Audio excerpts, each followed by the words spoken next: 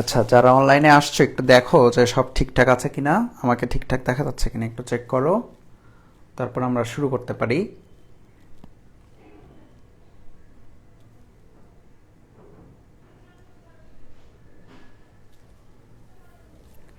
Check করো।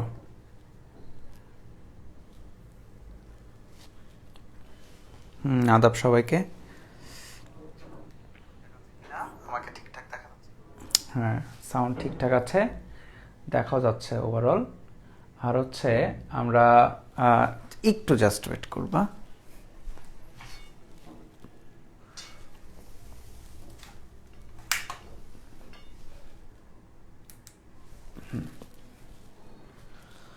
So আমরা কি পড়ছিলাম? আমরা পড়ছিলাম হচ্ছে সেমিকন্ডাক্টর ইলেকট্রনিক্স, এবং প্রথম দিন হচ্ছে আমরা ডায়োড পড়েছি, রাইট? ডায়োড আমরা পড়েছি বলতে ডায়োড পুরাটা শেষ হয়নি, ডায়োডের বেসিকটা দেখেছি। কি দেখেছি সেটা হচ্ছে ডায়োড ফরওয়ার্ড বায়াসিং এ কি করে, ফরওয়ার্ড বায়াসিং এর সময় কারেন্ট পাস করতে দেয়, তার ভিতর দিয়ে কারেন্ট পাস করায়। আর রিভার্স বায়াসিং এর সময় কি করে, রিভার্স বায়াসিং এর সময় কারেন্ট পাস করায় না, বা ভিতর দিয়ে কোনো রকম কারেন্ট পাস করাবে না। ঠিক আছে?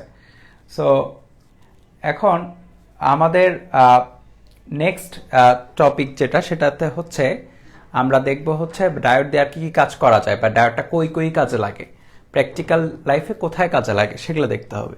ঠিক আছে? সো আমরা বেশি দেরি না করে শুরু করে ফেলি। সো আমরা ডায়োডের প্র্যাকটিক্যাল অ্যাপ্লিকেশনগুলো দেখব প্রথমত। আচ্ছা, আর সাথে সাথে হচ্ছে আমরা টুকটাক দু একটা ম্যাথও করব, যেগুলা পরীক্ষায় আসে এবং যেগুলো আমাদের কাজে লাগে ডায়োড সম্পর্কিত। সো দেখো, ডায়োডের যে জিনিসটা ছিল সেটা হচ্ছে এরকম যদি একটা সার্কিট থাকে, গতদিন আমরা এরকম সার্কিট সলভ করেছিলাম, এরকম যদি একটা সার্কিট থাকে তখন আমরা কি বলতে পারি, দেখো এটা প্লাস এবং এটা হচ্ছে মাইনাস, রাইট? ব্যাটারির এটা হচ্ছে প্লাস, এটা হচ্ছে মাইনাস, আর ব্যাটারির প্লাস প্রান্তের সাথে ডায়োডের পি যুক্ত আছে, ডায়োডের পিটা যুক্ত আছে ব্যাটারির প্লাস প্রান্তের সাথে, আর এন এর সাথে আছে কিন্তু নেগেটিভ প্রান্ত, অন্য কথায়। ঠিক আছে? সো এটা মানে কি, এটা মানে কি, এটা মানে হচ্ছে এটা ফরওয়ার্ড নাকি তোমার রিভার্স? এটা অবশ্যই ফরওয়ার্ড।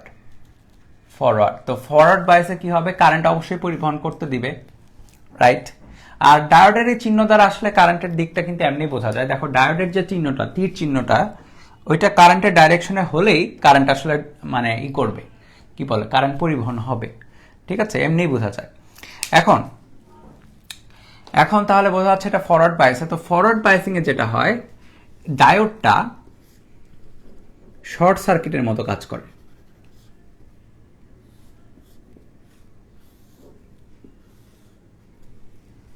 ফরওয়ার্ড বায়াসিং এ ডায়োডটা শর্ট সার্কিটের মতো কাজ করে। এটা হচ্ছে আইডিয়াল ডায়োড।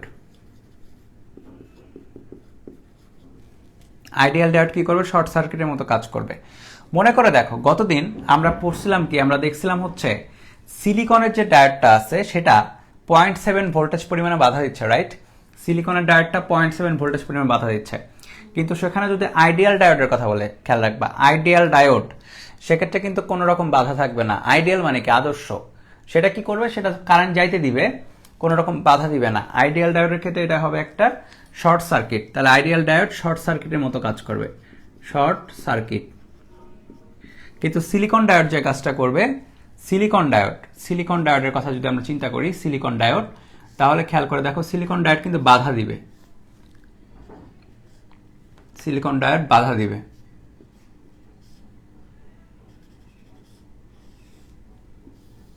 সিলিকন বা জার্মানিয়ামের কথা চিন্তা করতে পারো। নর্মালি আমরা সিলিকন দিয়ে বেশি কাজ করি, সো সিলিকন দিয়েই আঁকালাম। সিলিকন ডায়োডটা 0.7 ভোল্ট পরিমাণে একটা বাধা দিবে, যেটা রিয়েল লাইফে হয়, রিয়েল লাইফে এই বাধাটা থাকে। হ্যাঁ, সিলিকন ডায়োডটা 0.7 পরিমাণে বাধা দিবে। তো ফরওয়ার্ড বায়াসিং এ থাকলে এরকম হচ্ছে। ঠিক আছে? তো এই চিত্রটা হচ্ছে ফরওয়ার্ড বায়াসিং এর জন্য, পুরোটাই ফরওয়ার্ড বায়াসিং। এখন যদি আমরা দেখি রিভার্স বায়াসিং বা বিমুখী ঝোঁক,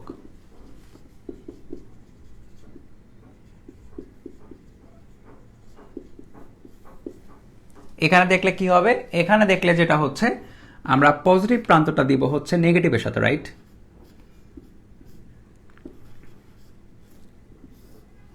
পজিটিভ প্রান্তটা দিব হচ্ছে ডায়োডের এন এর সাথে।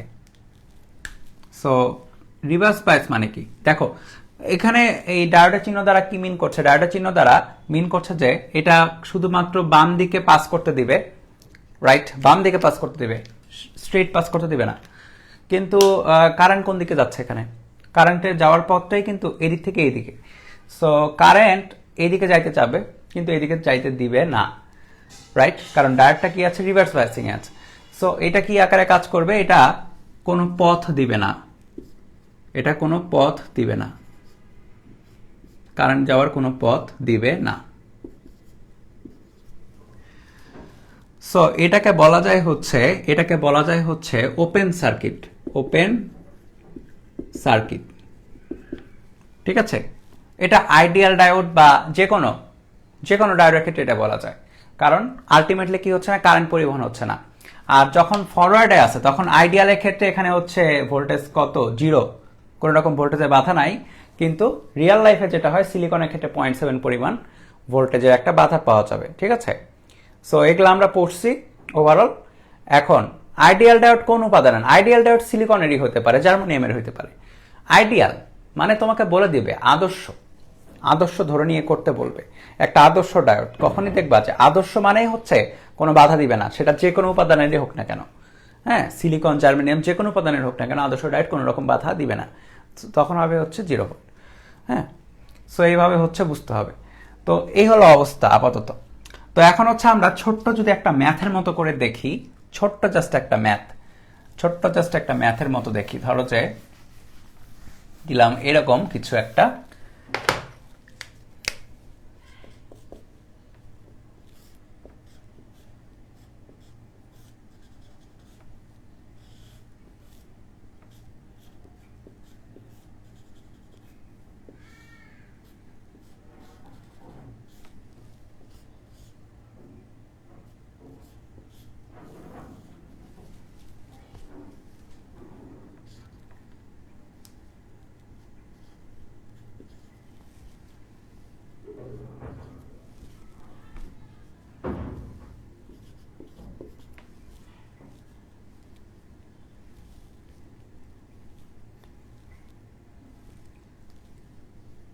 এই সার্কিটে যদি কারেন্টের ভ্যালুটা আমরা বের করতে চাই, দেখো সার্কিটটা বেশ সোজা। আসলে এগুলা এমসিকিউতে বেশি আসে, রিটেনে কিন্তু এত দিবে না, আসলে দেয়ও না, এমসিকিউতে বেশি দেয়। হ্যাঁ, কেমনে বের করব? এখানে কি বের করতে বলছে? এখানে বের করতে বলছে প্লাসটা দেখো কোথায়, ব্যাটারির প্লাসটা হচ্ছে এখানে আর নেগেটিভটা হচ্ছে এখানে, এবং কারেন্টের দিক দিয়ে যেটা যাবে সেই কারেন্টের ভ্যালুটা কত। তো তুমি একটু খেয়াল করো, কারেন্ট এখান দিয়ে যাওয়ার পরে, কারেন্ট যখন এদিক দিয়ে পাস করবে, এদিক দিয়ে যখন পাস করতেছে কারেন্টটা চিত্রে দেখানো ডাইরেকশন অনুসারে, এখানে আসার পরে পথ কয়টা?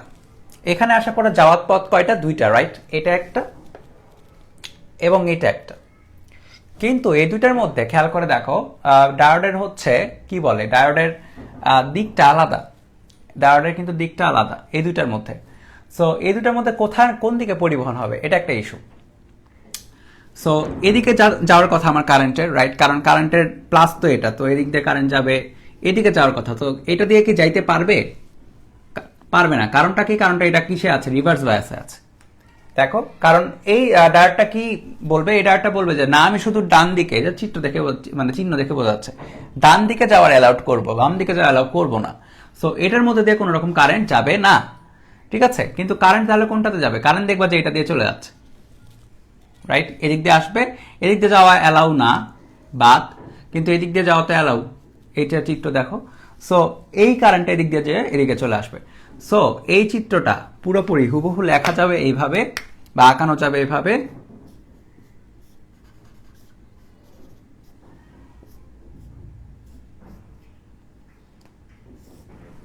সেম চিত্র। এটা হয়ে গেলে কি এটা, কারণ কি এটা বাদ হয়ে গেলে, এতটুকু বাদ, এটুকু থাকাও যা না থাকাও তা, রাইট? সো যেটা হচ্ছে আমাদের এখানে 10, এখানে 10 এবং এখানে কত? এখানে 0.7 পরিমাণে, মানে কোনো কিছু বলে না দিলে এখানে 0.7 পরিমাণে আমরা ধরে নিব 20 ভোল্ট। সো আই এর ভ্যালু কত হবে?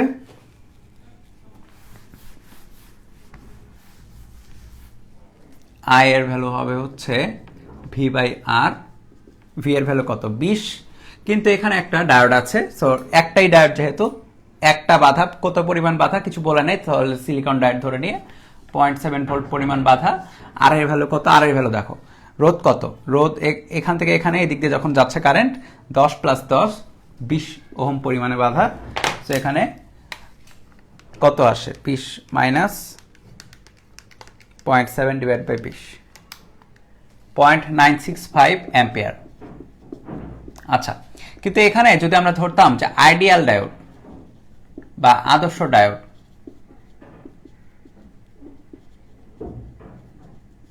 আদর্শ ডায়োড ধরলে কি হতো একটু দেখি। আদর্শ ডায়োড ধরলে কি হতো? এটা একটা ইস্যু। আদর্শ ডায়োড ধরলে যেটা হতো যে আমাদের এই যে 0.7 পরিমাণে যে বাধাটা এখান থেকে পাওয়ার কথা, এটা আমরা পাচ্ছি না। সো এখানে যেটা হবে 20 মাইনাস 0.7, আর হচ্ছে না, শুধু 20। দেখছো 20 মাইনাস 0.7 বদলে কত বসতেছে? শুধুমাত্র 20 ডিভাইড বাই রোধ হচ্ছে 20, তাহলে হতো 1 অ্যাম্পিয়ার।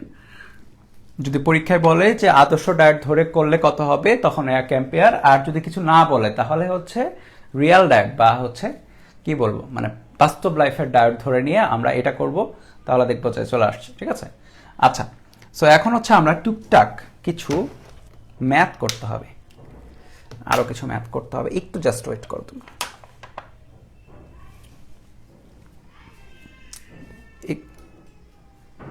একটু জাস্ট ওয়েট করো, একটু ম্যাথটা বের করি।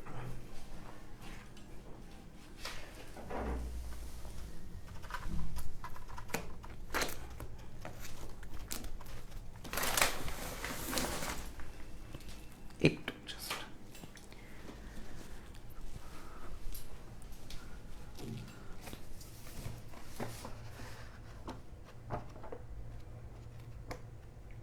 আর এই পর্যন্ত কারো সমস্যা থাকলে এমনি বলতে পারো এখন।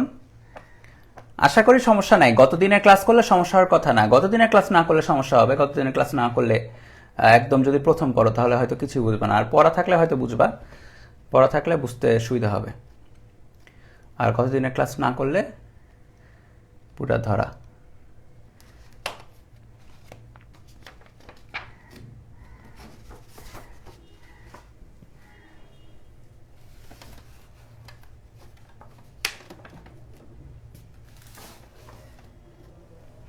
আচ্ছা, এখন হচ্ছে আমরা একটা ম্যাথ করব এরকম, এটা মিশিয়ে দিই।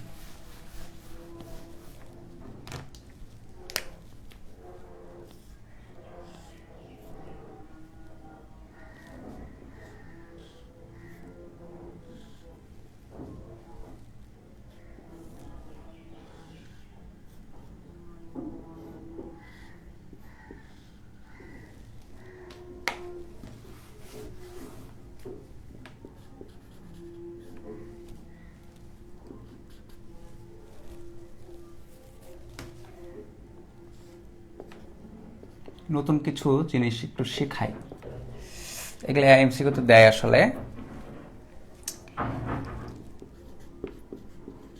2 কিলো ওহম বলা আছে, ডায়োড 1, ডায়োড 2, এটা হচ্ছে সিলিকন, এবং এটা হচ্ছে জার্মেনিয়াম। ঠিক আছে? আর এখানে 15 ভোল্ট, নিচে হচ্ছে এইভাবে দাও। আচ্ছা, সো এই চিত্রটা দেখে একটু আলাদা আলাদা লাগছে। তো আমরা যেটা বের করব সেটা হচ্ছে এই পয়েন্টে যে ভোল্টেজটা ভিপি, ভোল্টেজটা বের করব। এই কেমন কেমন জানা লাগছে? হ্যাঁ, নর্মালি তোমরা এরকম ইয়ের সাথে অভ্যস্ত না, সার্কিটের সাথে অভ্যস্ত না, তো একটু শিখাইতে হবে নতুন জিনিস, না শিখাইলে হবে না।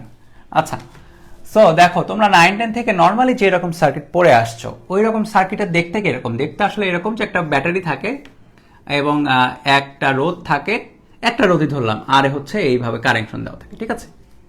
এটাকে এইরকম স্টাইলে কিভাবে কনভার্ট করব, এটাকে এইরকম স্টাইলে কিভাবে কনভার্ট করব সেটাকে দেখতে হবে।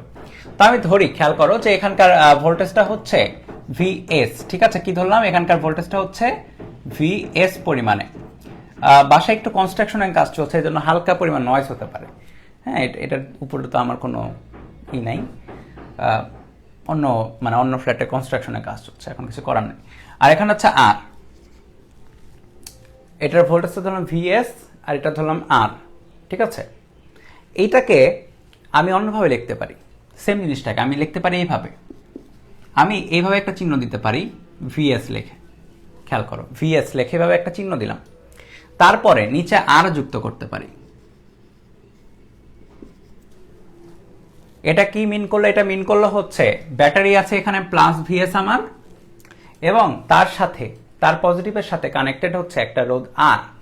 এবং খেয়াল করে দেখো নিচে কিন্তু কিছু নাই, নিচে কিছু নাই, আসলে কিছু আছে। কি আছে? সেটা হচ্ছে গ্রাউন্ড বা হচ্ছে জিরো ভোল্টেজ।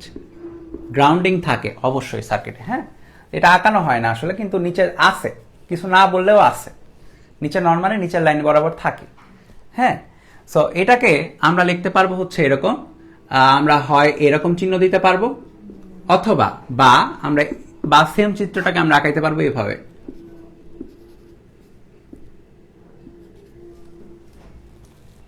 ভিএস আর আর নিচে যদি এভাবে আঁকাই তাহলে মিন হয়ে গেল। এটা মিন করলো যে এখানে গ্রাউন্ড আছে, ঠিক আছে, নিচে থাকে গ্রাউন্ড এবং উপরে থাকে হচ্ছে তোমার সোর্স, হ্যাঁ, উপরে থাকে সোর্স। সোর্স মানে বিভব চলক শক্তি যে দিচ্ছে বা কোনো একটা ব্যাটারি। সো এটাও যে জিনিস, দেখো এটা যে জিনিস এটা সেম জিনিস, বা এটাও সেম জিনিস। কারেন্ট কোন দিকে যাবে? কারেন্ট যাবে হচ্ছে পজিটিভ থেকে নেগেটিভে, বা অন্য কথা এই দিক দিয়ে যাচ্ছিল, এটাতে এদিক দিয়ে চলে যাবে, এটাতেও তাই এদিক দিয়ে চলে যাবে, ঠিক আছে। একটু আমাকে বলো যে এই নোটেশন বুঝতে অসুবিধা আছে কিনা, এই নোটেশন বুঝতে অসুবিধা আছে কিনা। দেখো এটাকে আমরা এখানে কনভার্ট করতে পারি, বা এটা এই আর এটাকে সেম জিনিস এটা লেখা যায়।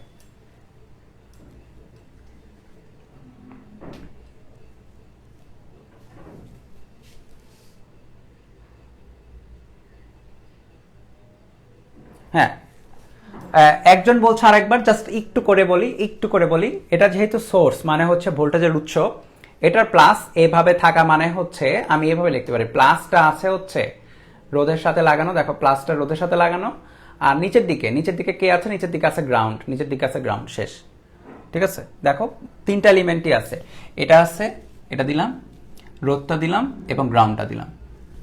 আর গ্রাউন্ডের বদলে আমি হচ্ছে নিচের দিকে একটা তীর চিহ্ন দিতে পারি, সেম জিনিস, ঠিক আছে। দেখো গ্রাউন্ডের বদলে এটাতে এবং এটা জিনিস সেম, গ্রাউন্ডের বদলে এখানে আছে একটা তীর চিহ্ন। এটা যদি বুঝে থাকো তাহলে এখানে চলে আসো আবার। এখানে কি বলেছে? এখানে 15 ভোল্ট আছে, এবং এখানে কি আছে? এখানে তোমার D1 আছে, D2 আছে, দুইটা ডায়োড আছে, একটা সিলিকন এবং একটা জার্মেনিয়াম, ঠিক আছে। আর নিচের দিকে ওখান দিয়ে নিচে পাস করার সময় একটা রোধ আছে 2 কিলো ওহম। আর নিচের দিকে তীর চিহ্ন মানে কি? নিচের দিকে তীর চিহ্ন মানে হচ্ছে এখানে একটা গ্রাউন্ড, এখানে হচ্ছে 0 ভোল্ট, ঠিক আছে। সো আমাদের এখানকার ভোল্টেজটা মাপতে হবে, যে এখানে ভোল্টেজটা কত, এখানকার ভোল্টেজটাকে মাপতে হবে, ঠিক আছে। সো খেয়াল করে দেখো 15 ভোল্ট আমার এখানে সাপ্লাই দেওয়া আছে, এটাতে যেটা ছিল ব্যাটারি ধরো 15 ভোল্ট, 15 ভোল্ট থেকে মানে প্লাস 15 যেহেতু, তার মানে কারেন্ট কোন দিক দিয়ে যাবে? কারেন্ট এদিক দিয়ে চলে আসবে, প্লাস থেকে মাইনাস, বা প্লাস থেকে জিরোর দিকে চলে যাবে কারেন্ট। সো কারেন্ট যাওয়ার পথ হচ্ছে এই দুইটা, কিন্তু এখানে একটা সমস্যা আছে। সমস্যাটা হচ্ছে যে দুইটা ডায়োড আমরা দিছি, দুইটা সেম এর বস্তু না, একটা সিলিকনের একটা কিসের, জার্মানিয়ামের। কোনটা দিয়ে যাবে, বা নাকি দুইটা দিয়েই যাবে, এখন সেটা বুঝতে হবে। সো দেখো এটা 15 ভোল্ট মানে হচ্ছে, চলতরিৎ ক্লাসে কিন্তু তোমাদের শিখাইছিলাম যে এই পয়েন্টে 15 ভোল্ট আছে, রাইট?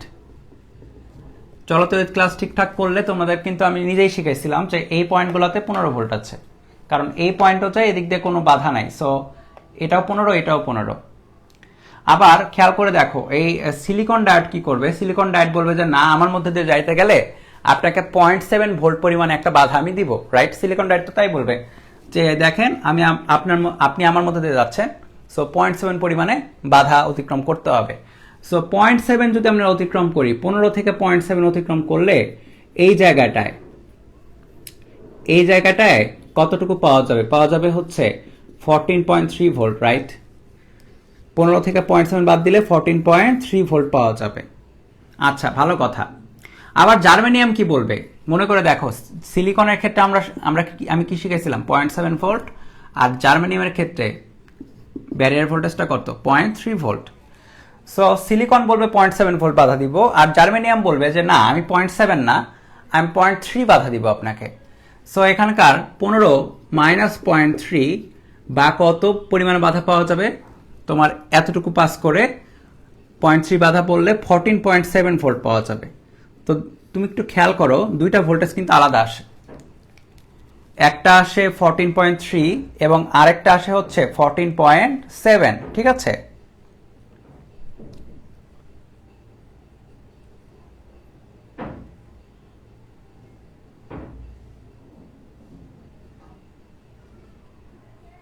ঠিক আছে, সো কোনটা নিব? কারণ কি দেখো, তুমি এই যে কোন পয়েন্টে ভোল্টেজটা বের করতে যাচ্ছ, এই পয়েন্টে না, প্রশ্নে এই পয়েন্ট।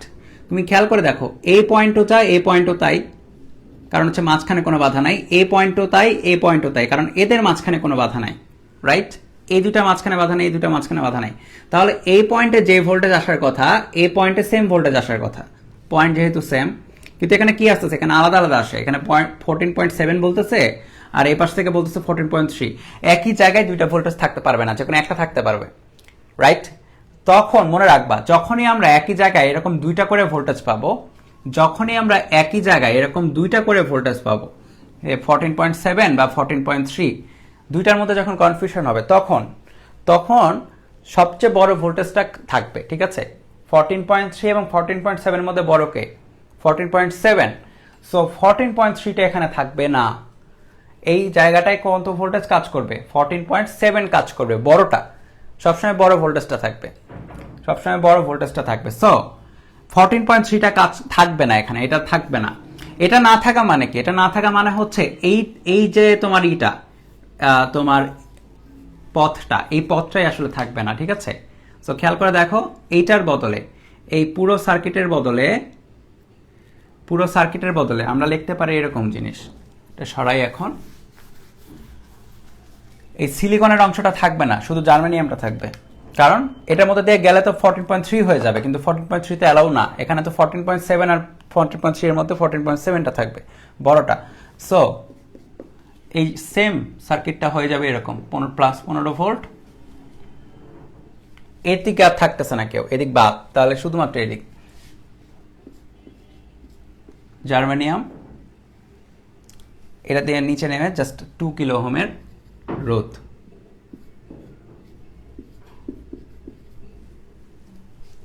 ঠিক আছে, 2 কিলো ওহমের রোধ। সো এখানকার ভোল্টেজটা কত?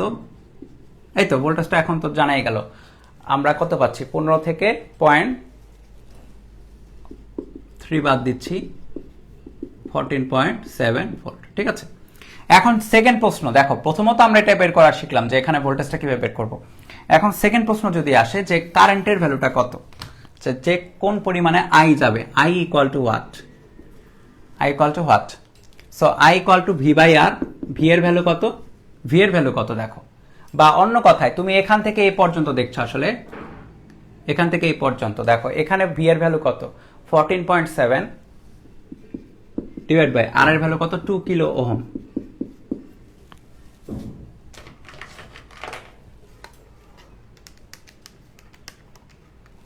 $7.35 মিলি অ্যাম্পিয়ার। বা তুমি ওভারঅল এমনি বের করতে পারতা কিভাবে? 15 মাইনাস এখানে একটা বাধা 0.3 এর, তাহলে 14.7 উপরে চলে আসতো, ডিভাইড বাই 2 কিলো ওহম, তাহলে আসতো 7.35 মিলি অ্যাম্পিয়ার। ঠিক আছে, 14.3 হবে না কেন? কারণটা হচ্ছে একই জায়গায় দুইটা ভোল্টেজ থাকতে পারবে না, একই পয়েন্ট। যদি চলতরিৎ পারো বা বুঝে থাকো ওই জিনিসগুলা। এখন যদি ওখানে সমস্যা থাকে তাহলে তো আর হবে না, তাই না? ওইটা তো আমি নিজেই পড়েছিলাম, তোমার চলতরিৎ, সেই কতদিন আগে, অনেক দিন আগে।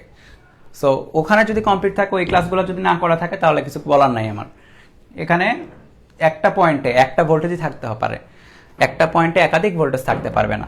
14.3 চলে আসতেছিল, 14.7 চলে আসতেছিল। সবসময় খেয়াল রাখো সবচেয়ে বড়টা নেবে সার্কিট অলওয়েজ হচ্ছে সবচেয়ে বড় ভোল্টেজ ভ্যালুগুলো রাখতে চাইবে। সো এই জন্য হচ্ছে 14.3 নট অ্যালাউড, 14.7ই কাজ করবে শুধুমাত্র। ঠিক আছে, সো 14.3 নট অ্যালাউড মানে হচ্ছে এর মধ্যে দিয়ে কারেন্ট আসবেই না, বাদ। সো যা থাকবে সব এখানে।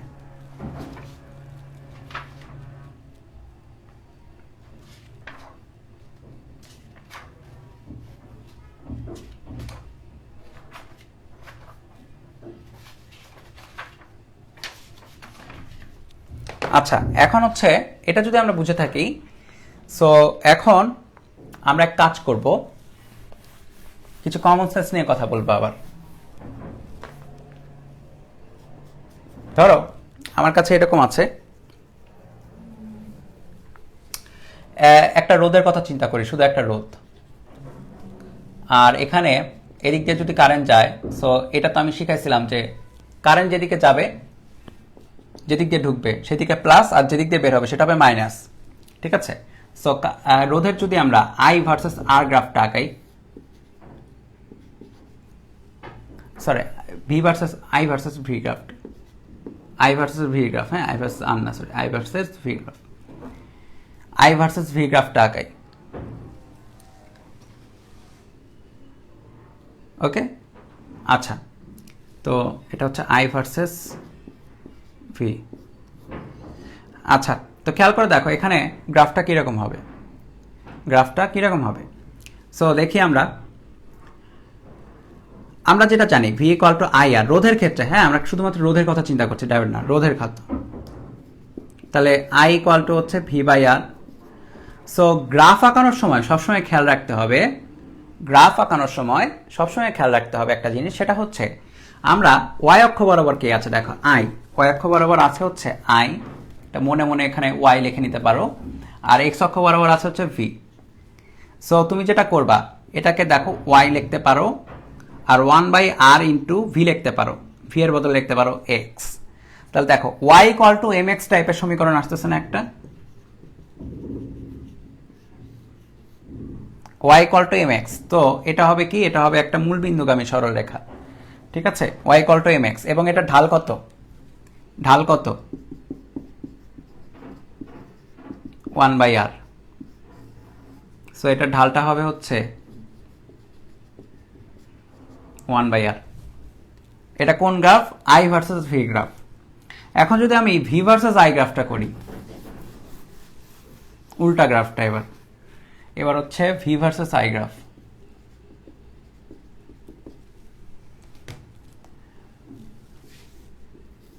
ভার্সেসের শুরুতে যে থাকে সেটা হচ্ছে ওয়াই থাকে, এবং পরে যেটা থাকে সেটা হচ্ছে আই। ভার্সেসের শুরু থেকে ভি, তাহলে ভি হচ্ছে ওয়াই অক্ষ বরাবর, আর আই হচ্ছে এক্স অক্ষ বরাবর। ঠিক আছে, সো আমরা দেখো ভি ইকুয়াল টু আই আর লিখতে পারি, আর ভি এর বদলে এবার হচ্ছে ওয়াই, আই এর বদলে এবার হচ্ছে এক্স। সো আমরা কি লিখতে পারি, ভি এর বদলে ওয়াই, আই এর বদলে এক্স, আর আর এর বদলে এম লিখতে পারি, Y equal to M X. এটাও,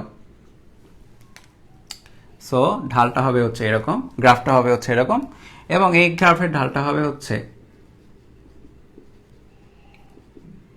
আর। তাহলে খেয়াল করো আই ভার্সেস ভি গ্রাফের ঢালটা 1/r বা পরিবাহিতা নির্দেশ করে, আর ভি ভার্সেস আই গ্রাফের ঢালটা আর বা রোধ নির্দেশ করে। এগুলা খেয়াল রাখতে হবে, হ্যাঁ এমসিকিউ তো দিবে যে কোনো জায়গায়, শুধু এইচএসসি না অ্যাডমিশন পর্যন্ত দেয়। আচ্ছা, এটা যদি বুঝে থাকিস, এটা কার জন্য, এটা দেখলাম হচ্ছে শুধুমাত্র কার জন্য, দেখলাম হচ্ছে শুধুমাত্র তোমার রোধের জন্য। এবার আমরা ডায়োডের জন্য দেখব, ডায়োডের জন্য দেখব, ভি ভার্সেস আই গ্রাফটা দেখবো হচ্ছে ডায়োডের জন্য। সো ডায়োডটা যদি মনে মনে চিন্তা করো, আঁকাও এরকম করে। আচ্ছা,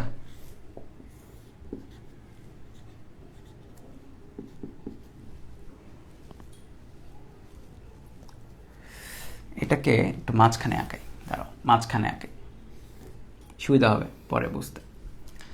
আচ্ছা, সো এদিকে আই, এটা আই দিলাম এবার, এবং এটা হচ্ছে ভি, আই ভি গ্রাফ, হ্যাঁ আই ভার্সেস ভি দিলাম। ওকে, তো এইটা জিনিসটা এরকম, মানে আগেরটার মতো ইজি না। আগেরটা কি ছিল, আগেরটা আই ভার্সেস ভি গ্রাফটা কিরকম যাচ্ছিল, মূলবিন্দুগামী সরলরেখা হচ্ছিল রোধের কারণে। যত তুমি ভি দিবা সেই পরিমাণে তুমি আর পাবে, এটা তো তাই নির্দেশ করে যে যে পরিমাণে ভি দিবা তার অনুপাতে তুমি আর পাবা আসলে, কিন্তু মানে আই পাবা, কিন্তু এখানে সেরকম না। এখানে প্রথম কথা হচ্ছে তুমি ভোল্টেজের পরিমাণটা দেখো, প্রথমে কি হচ্ছে আমার, যখন এদিকটা আমি পাস করতে চাইবো, একটা নির্দিষ্ট পরিমাণে কারেন্ট চাইতে চাইবো, প্রথম কথা হচ্ছে এখানে কে বাধা দিবে, এখানে বাধা দিবে হচ্ছে ওই যে তোমার ব্যারিয়ার ভোল্টেজটা বা বিভব প্রাচীরটা প্রথমে একটা বাধা দিবে, কতটুকু, সিলিকনের ক্ষেত্রে সেটা 0.7, জার্মানিয়ামের ক্ষেত্রে সেটা 0.3। ওইটা কি মিন করে, ওইটা মিন করে হচ্ছে ভোল্টেজের পরিমাণ 0 থেকে যতক্ষণ না আমি 0.7 পর্যন্ত আসতেছি ততক্ষণ আমার মধ্যে দিয়ে কোনো কারেন্ট যাবেই না। কি বললাম, 0 থেকে 0.7 পর্যন্ত, মনে করো আমি 0.1 দিলাম, কিন্তু বাধা বা দেওয়ালটা অতিক্রম করতেই তো আমার 0.7 লাগে, আর আমি দিয়ে রাখলাম 0.5 বা 0.2, তাহলে কি কাজ করবে? কাজ করবে না। ঠিক আছে, এখান থেকে এই পাশে যাইতে হলে তোমাকে মিনিমাম 0.7 দিতে হবে। সিলিকনের ক্ষেত্রে 0.7 দিতেই হবে, কিছু করার নাই। তুমি 10 দিলে সেখান থেকে 0.7 সে নিয়ে নিচ্ছিল, খেয়ে ফেলছিল, কারণটা কি একটা মানে টপকানো লাগে, একটা বাধা অতিক্রম করতে হয়। সো তুমি ভোল্টেজটা যখন 0.7 এর কম দিবা, 0.7 এর কম ভোল্টেজের পরিমাণ যখন 0.7 এর কম, এখানে এখানে এখানে প্রত্যেক জায়গায় কারেন্টের ভ্যালু কত হবে? প্রত্যেক জায়গায় কারেন্টের ভ্যালু হবে হচ্ছে 0। প্রত্যেক জায়গায় কারেন্টের ভ্যালু হবে হচ্ছে 0। তারপরে তুমি যখনই আস্তে আস্তে ভোল্টেজটা বাড়াবা, কি হবে, এটা বাধাটাও তুমি অতিক্রম করতে পারবা, রাইট? ভোল্টেজটা যত বাড়াবা বাধাটা অতিক্রম করতে পারবা, এর ফলে একটা কারেন্ট পাওয়া যাবে, রাইট? কারণ তুমি যাইতে পারতেছো, সো কারেন্ট পাওয়া যাবে। সো ভোল্টেজটা যতই বাড়তেছে কারেন্টের ভ্যালু বাড়বে। খেয়াল করো, এরকম একটা গ্রাফ আসবে। কিরকম গ্রাফ? এই দেখো, এখানে 0, তারপরে কারেন্টের ভ্যালু বাড়তে আস্তে আস্তে বাড়তে থাকবে। সো এই পয়েন্টটা কি? এই পয়েন্টটা হচ্ছে বিভব প্রাচীর। এরকম হওয়ার কথা, রাইট? এরকম হওয়ার কথা। কিন্তু বাস্তব লাইফে যেটা হয়, হ্যাঁ, বাস্তব লাইফে যেটা হয় সেটা হচ্ছে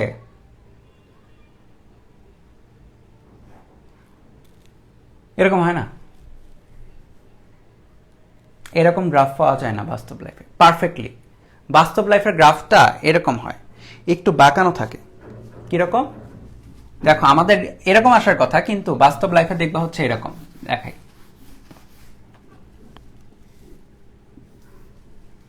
মানে দেখো, দুইটা স্ট্রেট লাইন হওয়ার কথা, এখানে এতটুকু আবার এখানে এতটুকু, এরকম না হয়ে একটু বাঁকানো ভাবে চায় জিনিসটা।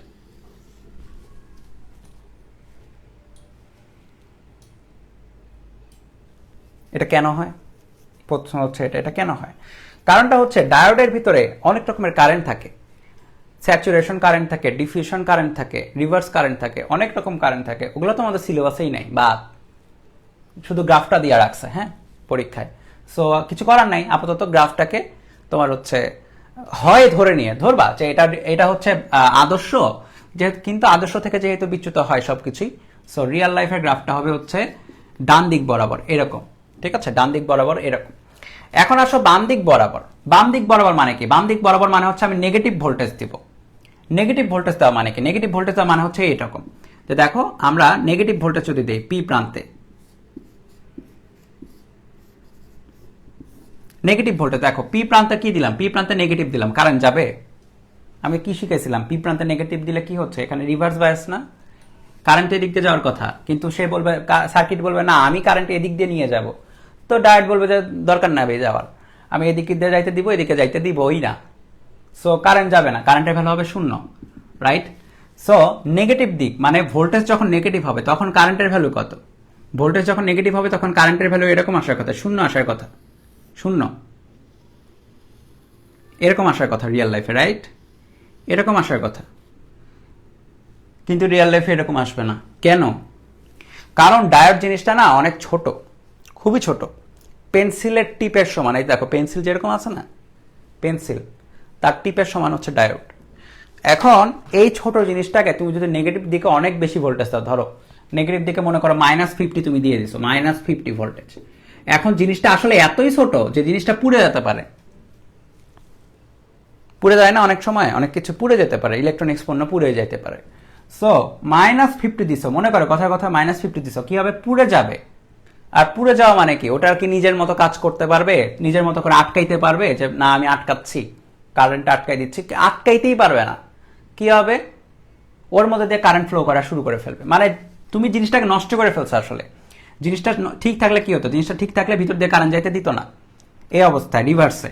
কিন্তু কি করছো? জিনিসটা তুমি নষ্ট করে ফেলছো। জিনিসটা নষ্ট করে ফেললে এটার মধ্যে দিয়ে প্রচন্ড পরিমাণে কারেন্ট যাবে, প্রচন্ড পরিমাণে কারেন্ট যাবে, প্রচন্ড পরিমাণে কারেন্ট যাবে, বেশি হবে হাই। সো কখন বেশি যাবে? যখন তুমি জিনিসটাকে নষ্ট করতে পারছো। নষ্ট করতে পারবা কখন? যখন হচ্ছে তুমি বেশি পরিমাণে ভোল্টেজ দিবা। কোন দিকে? উল্টা দিকে বেশি পরিমাণে ভোল্টেজ দিবা। সো এটা এরকম না হয়ে আসলে হবে হচ্ছে এরকম।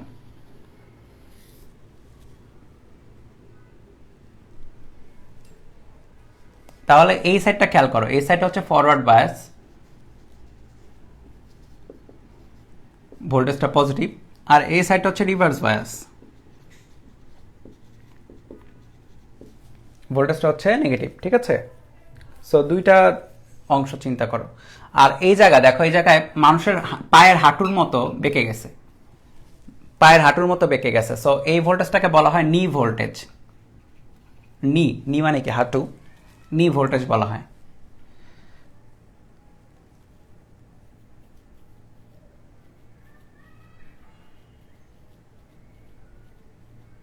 ঠিক আছে?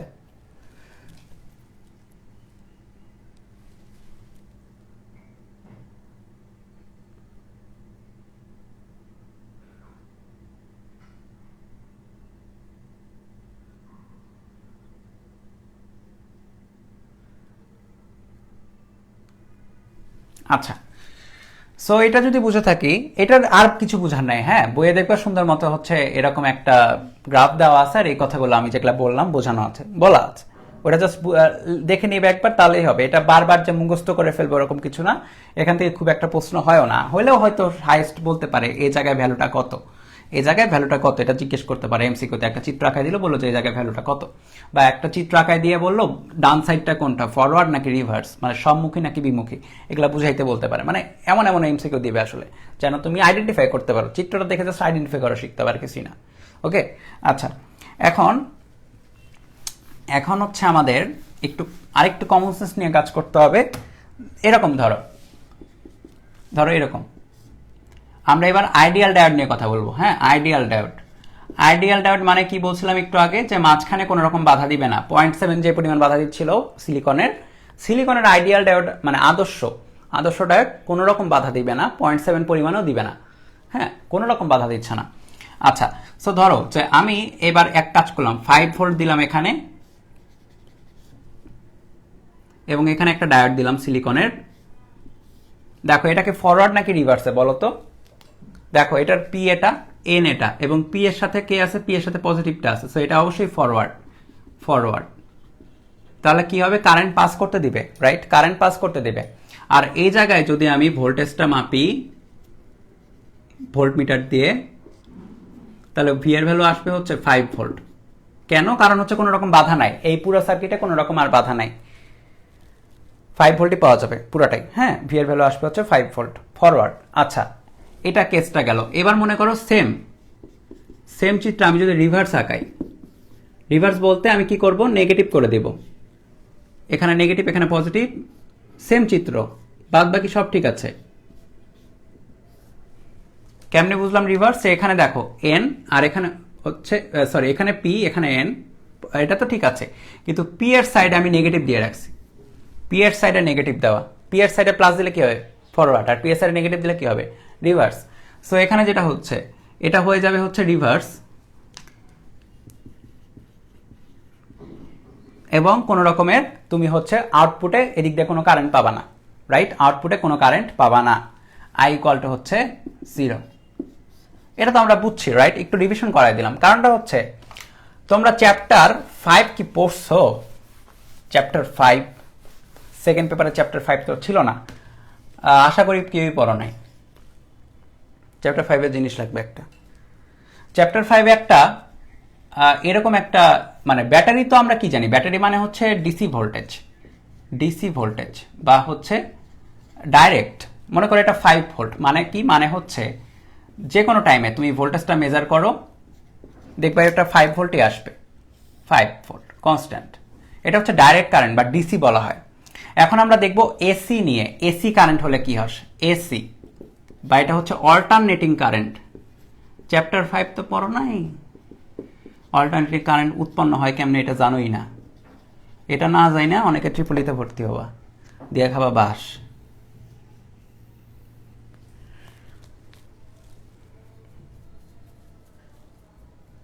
অল্টারনেটিং কারেন্ট অল্টারনেট মানে কি? অল্টারনেট মানে হচ্ছে পরিবর্তন করা। সো যে কারেন্টটা দিক পরিবর্তন করে এই কারেন্টটা খেয়াল করো। ডাইরেক্ট কারেন্ট বা ডিসি ভোল্টেজ যেটা ছিল এখানে কারেন্টটা ডাইরেক্ট বলতে মানে একই রকমই, একই ডাইরেক্ট একটা মান, চেঞ্জ হচ্ছে না। অল্টারনেটিং কারেন্টে যেটা হবে এসি মানে এসিতে যেটা হয় সেটা হচ্ছে সাইন ওয়েভের মতো, প্লাস মাইনাস, ঠিক আছে, প্লাস মাইনাস। এখানে কি ছিল দেখো, এখানে ডাইরেক্ট ছিল, কিন্তু যে কোনো একটা ব্যাটারি, পেন্সিল ব্যাটারি সবই কিন্তু ডাইরেক্ট। হ্যাঁ, তোমার মোবাইলটাও ডাইরেক্ট ডিসি, মোবাইল ডিসিতে চলে। মোবাইল যখন চার্জ দাও তখন অ্যাডাপ্টার কি কাজটা করে? অ্যাডাপ্টার এসি থেকে ডিসিতে কনভার্ট করে ফেলে। ওইটা আমরা শিখবো, আজকে শিখবো যে কিভাবে কনভার্টটা করতেছে। অ্যাডাপ্টার কি করছে? এসি থেকে ডিসিতে কনভার্ট করে ফেলে। হ্যাঁ, মোবাইলটা ডিসিতে চলে। তোমার হচ্ছে কম্পিউটার, ল্যাপটপের দেখবে অ্যাডাপ্টার থাকে। অ্যাডাপ্টার কি করবে? এসি থেকে ডিসিতে কনভার্ট করবে। তাহলে ল্যাপটপে হচ্ছে ডিসিতে চলে। যে বস্তুর সাথে অ্যাডাপ্টার আছে সেটাই দেখবা ডিসিতে চলে। ফ্যান কিসে চলে? ফ্যানে কি অ্যাডাপ্টার থাকে? ফ্যানে অ্যাডাপ্টার থাকে না, ফ্যান নর্মালি এসিতেই চলে যায়। ঠিক আছে, তোমার হচ্ছে টিউব লাইটগুলা বা আমাদের রুমের যে লাইটগুলা সেগুলাও এসিতে চলে। হ্যাঁ, সেগুলো এসি কারেন্টে চলে, এই এসিতে চলে, ডিসিতে চলে না, কারণ ওগুলোর সাথে অ্যাডাপ্টার থাকে না। কিন্তু কিছু কিছু এলইডি লাইট আছে যেগুলোতে অ্যাডাপ্টার থাকতে হয়, আবার ওগুলা এসিতে চলতে পারে না। সো অ্যাডাপ্টার থাকা মানেই ওটা এসি থেকে ডিসিতে কনভার্ট করে ফেলে, মানে এখান থেকে এখানে চলে যায় সামহাও কিভাবে ওটা আমরা দেখবো আজকেই। তো যাই হোক, এখানে খেয়াল করে দেখো অল্টারনেটিং কারেন্টে যেটা হচ্ছে প্লাস আসতেছে আবার মাইনাসও আসতেছে, প্লাস আসতেছে মাইনাসও আসতেছে। এখানে খেয়াল করে দেখো, এখানে প্লাস মাইনাসটা কেন শেখালাম? সেখানে কারণটা হচ্ছে যখন প্লাস আছে তখন ফরওয়ার্ড, আর যখন নেগেটিভ আসছে তখন কি হচ্ছে? Reverse, right? ফরওয়ার্ড হলে কি হবে? ফরওয়ার্ড অংশে কারেন্ট যাবে, আর নেগেটিভ অংশে কি হবে? নেগেটিভ অংশে কারেন্ট যাবে না। ঠিক আছে, তাহলে খেয়াল করো, তাহলে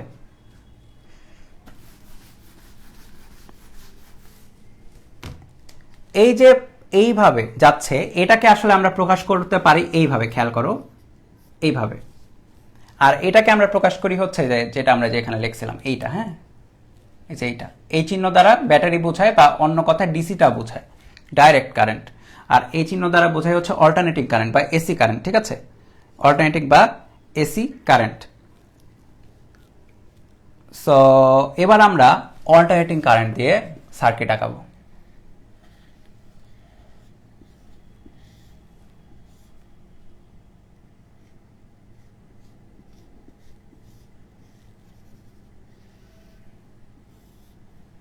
এবং এই পাশে নিব হচ্ছে আউটপুট। আউটপুট মানে কত? আই ইন্টু আর, আর হচ্ছে এটা ধরলাম।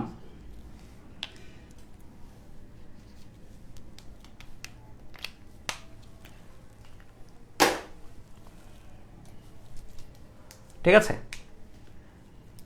এই আউটপুটটা আমরা দেখব, প্লাস মাইনাস আউটপুটটা আমরা দেখব। প্লাস মাইনাস কেন? কারণটা কি? কারণটা হচ্ছে কারেন্ট কোন দিক দিয়ে যাবে?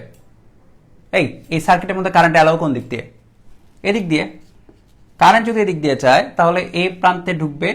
সো যে প্রান্তে ঢুকে সেটা প্লাস, যে প্রান্ত দিয়ে বের হবে সেটা হবে মাইনাস। এই জন্য প্লাস মাইনাসের চিহ্নটা এরকম। ঠিক আছে, আচ্ছা। সো এসি কারেন্ট যেহেতু বা এসি ভোল্টেজ দিচ্ছি আমরা, সো আমরা দুইটা ফিগার আঁকাবো, একটা হচ্ছে ইনপুট, একটা হচ্ছে আউটপুট। একটা হচ্ছে input voltage V input I, এবং এটা হচ্ছে আউটপুট।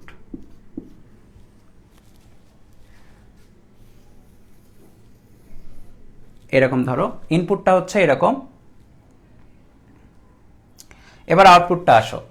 দেখো খেয়াল করে, ইনপুটটা যখনই প্লাস থাকবে মানে কি ফরওয়ার্ড, তখনই কারেন্ট যাবে এবং তখনই আমি ভোল্টেজ পাবো, কারণ কারেন্ট ইকুয়াল টু কত? মানে current equal to V by R না? ভোল্টেজ না থাকলে তো কারেন্ট পাচ্ছি না।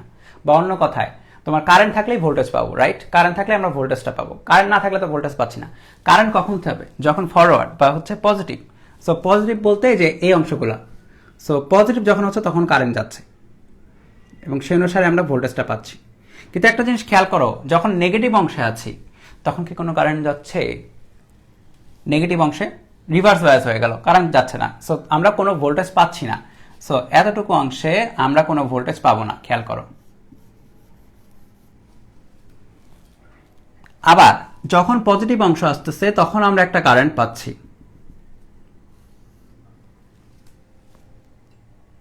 কিন্তু যখন আবার নেগেটিভ অংশ আসতেছে তখন কি কোনো কারেন্ট পাচ্ছি? অ্যান্সার ইজ না।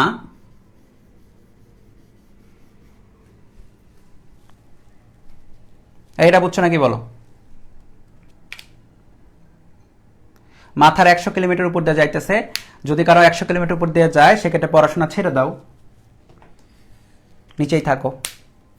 পড়াশোনা ছেড়ে মেয়ে হলে রিক্সা চালককে বিয়ে করো, আর ছেলে হলে রিক্সা চালানো শুরু করে দাও।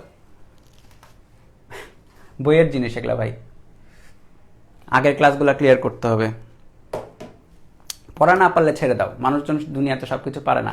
এটা এমন না যে তোমাকে পড়াশোনা করেই পৃথিবীতে বাঁচতে হয়, পড়াশোনা না করে অনেক কিছু করা যায়। যেরকম দেখো, মানে উদাহরণ দেখবা, রিয়েল লাইফে দেখবে অনেক সেলিব্রিটি আছে, অনেক যারা হচ্ছে স্টাডির ফিল্ডে না, পড়াশোনার ফিল্ডে না থেকে অন্যান্য ফিল্ডে তাদের প্যাশনটা যেদিকে কাজ করে সেই ফিল্ডে কাজ করে।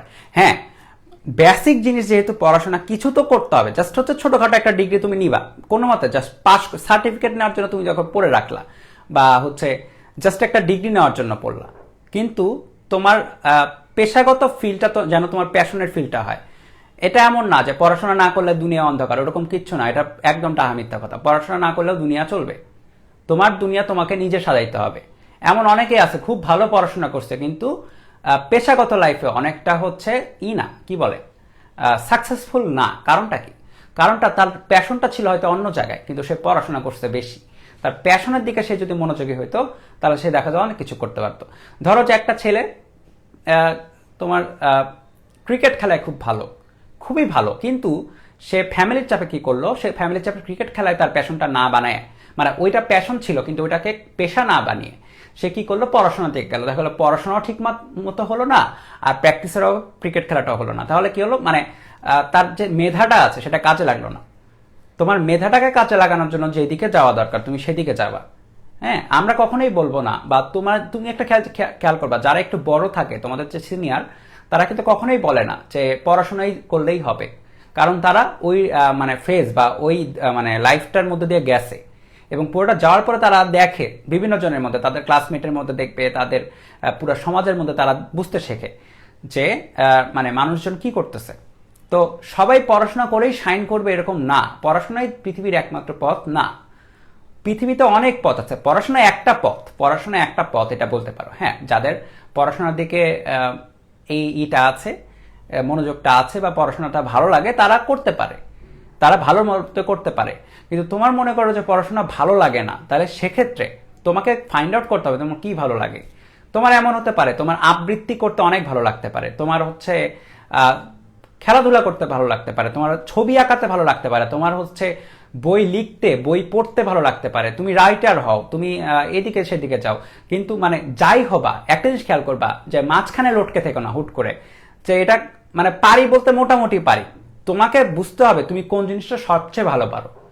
মোটামুটি পারলে চলবে না, তোমাকে যে কোনো একটা ফিল্ডে সবচেয়ে ভালো পারতে হবে। এখন অনেকে মনে করে ভাই আমি তো কিছুই সবচেয়ে ভালো পারি না, সবই মোটামুটি পারি না, তাহলে তোমার মধ্যে হয়তো তুমি নিজে ফাইন্ড আউট করতে পারো নাই। তুমি যেদিন ফাইন্ড আউট করতে পারবা যে ভাইয়া আমি এই জিনিসটা সবচেয়ে ভালো পারি, আমার পুরো সমাজের মধ্যে বা আমার পুরো ক্লাসের মধ্যে, আমার পুরো ফ্রেন্ড সার্কেলের মধ্যে আমি এই জিনিসটা সর্বোচ্চ ভালো পারি, তখন তুমি ওই জিনিসটাকে প্যাশন বানাবা, এবং ওই জিনিসটা থেকে টাকা পয়সা আসুক না আসুক এটা নিয়ে চিন্তা করবা না। টাকা পয়সা হচ্ছে তোমার কি জিনিস, আপেক্ষিক জিনিস, হুট করে দেখবা চলে আসবে। তুমি একটা জিনিস যখন চেষ্টা করবা মাঝখান থেকে, দেখবা যে একটা জিনিস নিয়ে তুমি পড়ে আসো 1 বছর 2 বছর, টাকা পয়সা নাই কোনো, কিন্তু ওই যে পড়ে থাকবা এবং এর ফলে তুমি যে এক্সিলেন্সটা অর্জন করবা, ওইটা দিয়ে দেখবা যে তুমি অনেক বেশি টাকা পয়সা ইনকাম করতে পারছো। টাকা পয়সা একটা আপেক্ষিক ব্যাপার। অনেকেই বলে যে ভাই আমি দরিদ্র ফ্যামিলির, আমার তো আমাকেই সামলাতে হবে। হ্যাঁ, অনেকে চিন্তা করে এটা আমাকেই সামলাতে হবে, পড়াশোনা না করলে কেমনে কি। হ্যাঁ, তোমাকে প্রথম দিকে স্ট্রাগল করতে হইতে পারে, কিন্তু ওই যে এক্সিলেন্স যেটা অর্জন করা, ওইটা অর্জন করার পর তোমাকে আর স্ট্রাগল করতে হবে না। তুমি ওই 1-2 বছরের স্ট্রাগলের হিসাবটা নিজেই দেখবা যে কয়েক মাসেই তুলে দিতে পারতেছো। হ্যাঁ, মানে কখনোই অর্থ নিয়ে চিন্তা করবা না, তুমি সবসময় চিন্তা করবা হচ্ছে কোন একটা প্লেসে কিভাবে মানে সবচেয়ে বেশি দক্ষতা অর্জন করা যায়। তারপরে দেখবা সেটা থেকে অটোমেটিক তোমার কাছে অর্থ আসবে। তাছাড়া তুমি যদি নর্মাল লাইফটার কথা চিন্তা করো যে হ্যাঁ আমি হচ্ছে পড়াশোনা করবো, পাস করব, তারপরে সবাই যা করে তাই করবো, তাহলে সবাই যেরকম ইনকাম করে তুমি আর ইনকামটাও সেরকম হবে। তুমি আলাদা হইতে পারবে না, স্ট্যান্ড আউট করতে পারবে না। লাইফ তো একটাই, স্ট্যান্ড আউট করা দরকার। স্ট্যান্ড আউট করার জন্য হচ্ছে তোমার তোমার কি বলে যে একটু হলেও অন্যদিকে চিন্তা করা দরকার। হ্যাঁ, পড়াশোনায় দুনিয়ার সবকিছু না। তবে হ্যাঁ, পড়াশোনা তুমি পড়াশোনা অনেক ভালো পারো কিন্তু তুমি পড়াশোনা করলা না, তাহলে এটা নিজের সাথে অন্যায় হলো আসলে। কারণ পড়াশোনা তুমি অনেক ভালো পারো বা ভালো বোঝো, তাহলে সেক্ষেত্রে তোমার এক্সিলেন্সটা আসলে এইদিকেই, যে কোনো একটা ফিল্ড বা যে কোনো একটা সাবজেক্টকে তোমার ধরে ফেলতে হবে লাস্টে, এবং তুমি দেখবে এই জায়গায় অনেক ভালো করবা। তুমি মানে চান্স কখনো মিস করো না। নিজের ব্রেন তোমাকে বা তোমার হচ্ছে তোমার সামনে যে চান্সটা আসবে, কখনো চান্সটা মিস করা যাবে না। আচ্ছা, যদি এটা বুঝে থাকি তাহলে এখানে একটু কথা বলি। কথাটা হচ্ছে ছাঁকনি দেখছো না? ছাঁকনি দেখছো তো সবাই? ছাঁকনি দিয়ে কি করা হয়? ছাঁকনি দিয়ে কি করে? ছাঁকনি দিয়ে মনে করো তোমার হচ্ছে চা মানে করার পরে বানানোর পর ছাঁকনি দিয়ে ছেঁকে ফেলা হয়। কারণটা কি? কারণটা হচ্ছে চা পাতা যাতে আটকে যায়, শুধুমাত্র চা পড়ে। জিনিসটা কি? জিনিসটা এখান থেকে এখানে আসার সময় না ছাঁকন হয়ে গেছে, বা তুমি বলতে পারো এখান থেকে এখানে আসার পরে ছাঁকন প্রক্রিয়া সমান একরকম ছাঁকন। কিরকম ছাঁকন? এখান থেকে যখন এখানে আসছি তখন নেগেটিভগুলা বাদ দিয়ে দিছি। মনে করো এটা হচ্ছে তোমার প্রিপেয়ার করা চা, যেটার মধ্যে চা পাতাও আছে, উপরেরটা চা এবং নিচেরটা হচ্ছে চা পাতা। তুমি ছাঁকছো, ছাঁকার ফলে তোমার কাছে চা চলে আসছে, চা পাতাটা আটকাই দিছো। তো ছাঁকনি প্রক্রিয়া বা ছাঁকন প্রক্রিয়া, এটার একটা ইংলিশ নাম আছে ভালো, সেটা হচ্ছে রেকটিফিকেশন, মানে হচ্ছে ছাঁকন। তাহলে যে জিনিসটা, যে যন্ত্রটা এই কাজটা করলো সেটাকে বলা হবে হচ্ছে রেকটিফায়ার বা ছাঁকনি। ইলেকট্রনিক্সের ক্ষেত্রে ছাঁকনিকে বলা হচ্ছে রেকটিফায়ারটা। সো কি করছে? এটা আসলে একটা রেকটিফায়ার এই সার্কিটটায়। ডায়োডটা রেকটিফায়ার না, বা এর আলাদা আলাদা কেউ রেকটিফায়ার না, এই পুরো সার্কিটটাই হচ্ছে একটা রেকটিফায়ার সার্কিট। কি করছে? এখানে যে তুমি ইনপুটটা দিচ্ছ, যেটা পুরাটা ছেঁকে যে আলাদা একটা আউটপুট পাওয়া যাচ্ছে, ছেঁকে নেওয়া হচ্ছে। আর এখানে একটা জিনিস হচ্ছে, এখানে দেখো অর্ধ তরঙ্গ আর পূর্ণ তরঙ্গ নামে একটা কথা আছে। অর্ধ তরঙ্গ ভার্সেস পূর্ণ তরঙ্গ। আমি দেখাই। তরঙ্গ চ্যাপ্টার পড়ছো? পড়ো নাই? সিলেবাস নেই, পড়বা কি? তোমার তো ফাঁকিবাজ। এই যে মনে করো তরঙ্গ, এই তরঙ্গটার মধ্যে অর্ধ তরঙ্গ কতটুকু? অর্ধ তরঙ্গটা হচ্ছে এতটুকু হচ্ছে অর্ধ তরঙ্গ। হ্যাঁ, এতটুকু বাদ, বা এতটুকু অর্ধ তরঙ্গ। আর পূর্ণ তরঙ্গ বলতে এই পুরাটার মধ্যে, এই পুরাটাই এখান থেকে এই পর্যন্ত হচ্ছে পূর্ণ তরঙ্গ। সো পূর্ণ তরঙ্গের মধ্যে পুরাটাই আছে, ঠিক আছে? পূর্ণ তরঙ্গের মধ্যে পুরাটাই আছে। এখানে কি হয়েছে? এখানে খেয়াল করে দেখো, আমরা পূর্ণ তরঙ্গ পাচ্ছি না, আমরা পূর্ণ তরঙ্গ পাচ্ছি না। এই চ্যাপ্টার 9 পড়ছো কেন? চ্যাপ্টার 9 সিলেবাসে আছে? নাই তো, পড়ছো কেন?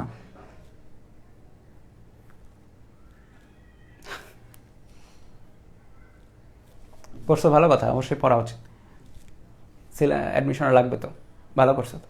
আচ্ছা, সো বেশিরভাগই পড়ে না, আমি জানি বেশিরভাগ স্টুডেন্ট পড়ে নাই, বেশিরভাগ স্টুডেন্ট ফাঁকিবাজ, একদম ফাঁকিবাজ, মানে যতটুকু না পড়লেই নাই।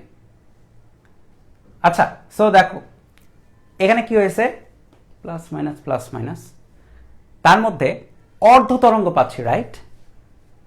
পূর্ণ তরঙ্গ পাচ্ছি না, অর্ধ তরঙ্গ পাচ্ছি।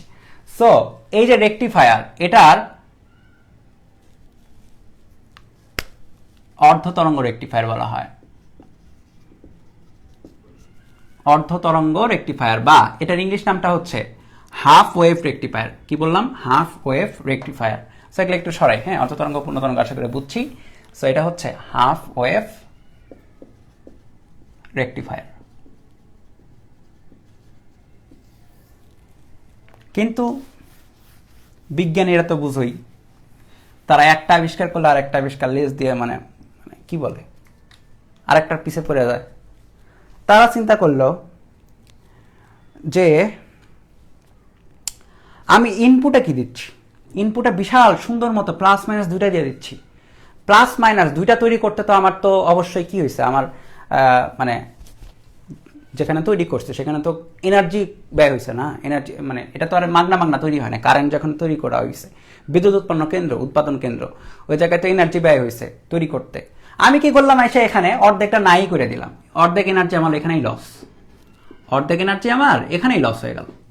আমি তো সেটা চাই না, আমি চাচ্ছি হচ্ছে পুরাটাই কাজে লাগাবো, পুরাটাই কাজে লাগাবো। কিরকম কাজে লাগাবো? তারা পরে চিন্তা করলো যে এই ব্যাটাটাকে কিভাবে কাজে লাগানো যায়, কিন্তু এই ব্যাটাটাকে কাজে লাগানোর ক্ষেত্রে এটা তো রিভার্স হয়ে আছে, আচ্ছা রাইট, রিভার্সে চলে আসে নেগেটিভ, রিভার্সে চলে আসলে তো কাজে লাগবে না, রিভার্সের থেকে ফরওয়ার্ডে কেমনে আনা যায়, ফরওয়ার্ডে আনলেই কাজ হবে, রিভার্স থাকলে কাজ হবে না।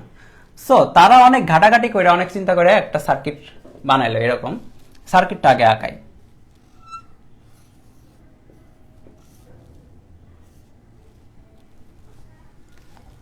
তাহলে এই নাম ধাম একটু সরাই, এটা ছিল হাফ ওয়েভ রেকটিফায়ার রাইট, এটা ছিল হাফ ওয়েভ রেকটিফায়ার। আচ্ছা এবার সার্কিটটাকে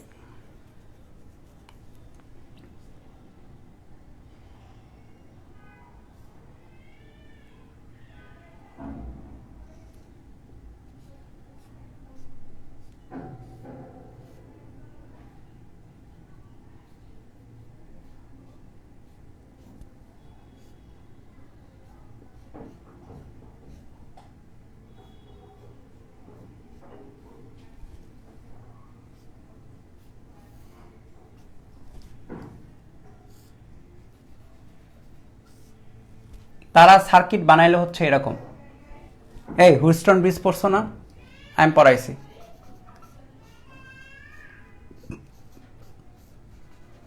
এরকম একটা সার্কিট ছিল, মাঝখানে হচ্ছে যে এরকম যদি কানেকশন দাও, মাঝখানে হচ্ছে যে এরকম একটা রোদ ছিল, ওই রকম দেখো হুইস্টন ব্রিজের মতোই, ওই রকমই দেখতে। তবে তবে এখানে এই ব্রিজেরটাতে PQRS এর বদলে এখানে কি আছে, ডায়োডাস, ডায়োডাস।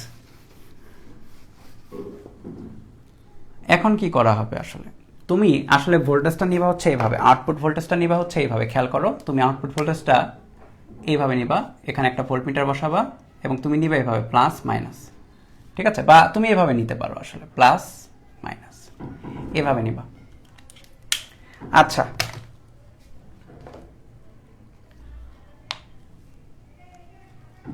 এবার আসো, এবার এবার এটা কিন্তু অনেক আসে, হ্যাঁ রিটেনে অনেক আসে, তুমি হচ্ছে HSC তে দেখবা এবং অ্যাডমিশন অবধি তোমার এটা কাজে লাগবে।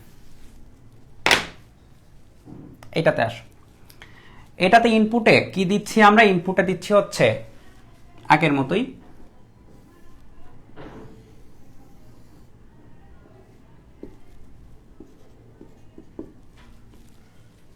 AC voltage. এবার আউটপুটে দেখতে হবে,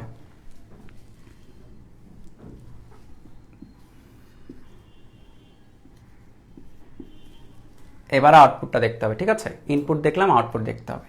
আউটপুটটা কই নিচ্ছে, আউটপুট নিচ্ছে আমরা এখানে। এখন দেখো যখন প্লাস, যখন প্লাস, এখানে প্লাস বলতে তোমার হচ্ছে যে প্লাস, এই দেখো এখানে যখন প্লাস বা এই অংশটা যখন প্লাস ভোল্টেজ, তখন কি হবে, তখন ভোল্টেজ এখানে বেশি এখানে কম রাইট, তখন এই জিনিসটা খেয়াল করো, এই পিএন এই দুইটা ডায়োডের মধ্যে দুইটা জায়গা না, দেখো এখানে কারেন্ট এখানে আসার পরে কারেন্টের পথ কয়টা, খেয়াল করো, কারেন্ট এখানে আসার পরে কারেন্টের পথ কয়টা, কারেন্ট এখানে আসার পথে কারেন্টের পথ কয়টা, দুইটা না, একটা হচ্ছে এদিক দিয়ে যাওয়া এবং একটা হচ্ছে এদিক দিয়ে যাওয়া। দেখো সহজ হিসাব, এখান থেকে যখন এখানে কারেন্ট আসবে, কারেন্ট কোন দিক দিয়ে যেতে চাইবে, দুইটা পথে যেতে চাইবে, একটা হচ্ছে এটা এবং একটা হচ্ছে এটা, অ্যালাউ হবে কোনটা, এটা কি অ্যালাউ হবে, চিত্র দেখেই তো বোঝা যাচ্ছে এটার দিকটা তো এই দিকে অ্যালাউ করবে, সো এটা অ্যালাউ করবে না, এটা বাদ, এটা বাদ, এটা অ্যালাউ হচ্ছে না, তাহলে যাচ্ছে কোন দিক দিয়ে, যাচ্ছে এদিক দিয়ে, যাচ্ছে এদিক দিয়ে, ঠিক আছে। অন্য কথা বলা বাদ দাও, কমেন্ট করা বাদ দাও, আপাতত এটা বুঝে নাও, এটা বুঝে নিলে তুমি হচ্ছে বই না পড়ে এটা হচ্ছে লিখতে পারবা পরীক্ষার হলে, হ্যাঁ এটা আসে প্রশ্ন অনেক আসে, আর অনেক সোজা, আসলে বুঝে নিলেই হবে। খেয়াল করো এখানে থেকে এখানে কারেন্ট আসে পরে দুইটা পথ, একটা হচ্ছে এইটা এবং একটা হচ্ছে এইটা, সো কোনটা অ্যালাউ হচ্ছে, অ্যালাউ কোনটা হচ্ছে চিত্র দেখে বোঝা যাচ্ছে, ফরওয়ার্ড তো এইটা, সো এইটা অ্যালাউ করবে, এটা অ্যালাউ করার পর কারেন্ট কই আসবে, কারেন্ট আসবে এখানে রাইট, কারেন্ট আসবে হচ্ছে এখানে, কারেন্ট যখন এখানে আসবে তারপরে কারেন্টের পথ কয়টা? এখান থেকে কারেন্টের পথ কয়টা? এখান থেকে কারেন্টের পথ হচ্ছে দুইটা, এদিকে যাওয়ার একটা এবং এদিকে যাওয়ার একটা। তার মধ্যে রোধের মধ্যে দিয়ে তো কারেন্ট যাইতেই পারে, রোধের মধ্যে তো এমন না যে রোধের মধ্যে তো আর ডায়োডের মতো না যে অ্যালাউ করবে কি করবে না। রোধ পাওয়া মানে কারেন্ট তুমি যাইতেই পারবা। কিন্তু এখানে খেয়াল করো, এই ডায়োডের মধ্যে দিয়ে কি কারেন্ট যাইতে পারবে? এই ডায়োডের মধ্যে দিয়ে কি কারেন্ট যেতে পারবে না? কারণটা হচ্ছে এটাতে অ্যালাউ করছে এইদিকে, চিত্র দেখে বোঝা যাচ্ছে এইদিকে তার ডাইরেকশনটা অ্যালাউ ফরওয়ার্ড, এদিকে তো রিভার্স। তাহলে কি হবে? এইদিকে অ্যালাউ করবে না, তাহলে কারেন্ট কোন দিকে যাবে? কারেন্ট যাবে হচ্ছে এইদিকে। খেয়াল করো, আবার খেয়াল করো কারেন্টের পথটা খেয়াল করো। এখানে আসলো, এখানে আসার পর এখানে অ্যালাউন্স পাইলো বা এখানে পাইলো, রাইট? এখান থেকে আসার পর এখানে আসলো। এখন দেখো দুইটা পথ আছে তোমার কাছে। এখানে আসার পরে এদিকে একটা পথ আর এদিকে একটা পথ। কোন দিকে যাবে? এই বলো তো, দুইটাতেই যাবে নাকি যে কোনো একটাতে যাবে? বলো তো, কমেন্ট করো তো। মানে পুরাটা বুঝে বলতে হবে না, জাস্ট ট্রাই করো। এদিকে যাবে নাকি এদিকে যাবে, নাকি দুইটাতেই যাবে? এখানে আসার পর দেখো পথ দুইটা, এদিকে একটা এদিকে একটা। সো কোনটাতে যাবে?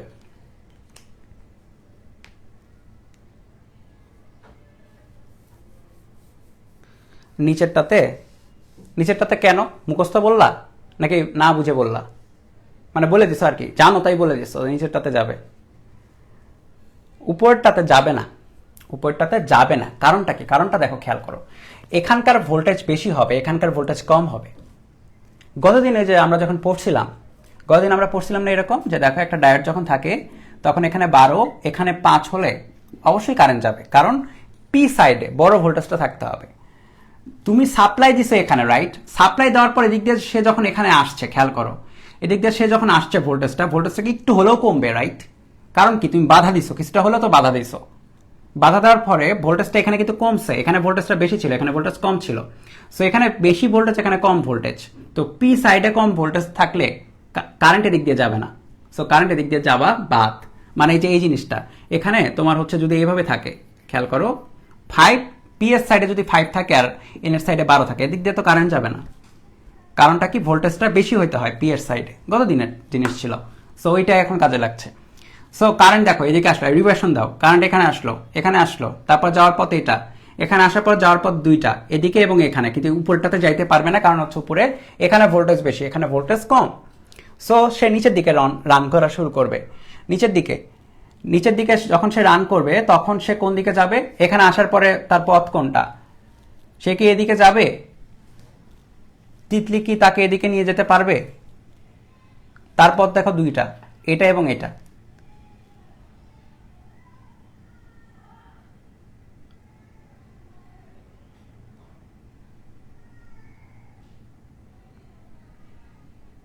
এদিকে যাবে না, কারণ দেখো অলরেডি বাধা পেয়ে এখানে চলে আসছে, তাহলে এখানে আরো একটু বেশি বাধা পাইছে, মানে এখানে ভোল্টেজ কম আর এখানে ভোল্টেজ একটু বেশি ছিল। এখানে মানে এখানে আস্তে আস্তে কিন্তু অর্ধেক পথের মতো পাড়ে দিছিল। সো বাধাটা মানে অর্ধেক ছিল, এখানে পুরোটা বাধা পেয়ে এবং এখানে ভোল্টেজটা কমে গেছে অনেক, এখানে ভোল্টেজ তুলনামূলক বেশি। সো এদিকে আর যাচ্ছে না, যাচ্ছে কোন দিকে? যাচ্ছে এদিকে। সো কারেন্টের পথটা খেয়াল করো, কারেন্টটা হচ্ছে এরকম। তাহলে খেয়াল করো, আমরা যখন পজিটিভ ভোল্টেজ আছে, পজিটিভ যখন দিচ্ছি তখন কিন্তু সুন্দর মতো কারেন্টের একটা পথ পাচ্ছি। সো পজিটিভ যখন দিচ্ছি তখন কারেন্টের পথ পাচ্ছে এবং তোমার পথটা হচ্ছে হলো এরকম। পজিটিভ যাওয়ার সময় কারেন্ট যাচ্ছে, তাহলে বুঝতে পারলাম, ঠিক আছে? পজিটিভ যাওয়ার সময় কারেন্ট যাচ্ছে, কোনো সমস্যা নাই।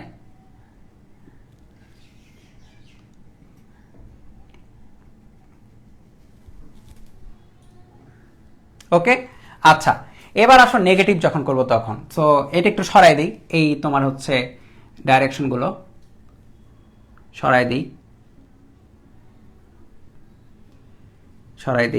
এবার খেয়াল করো, এবার হবে খেলা, এবার হবে হচ্ছে নেগেটিভটা।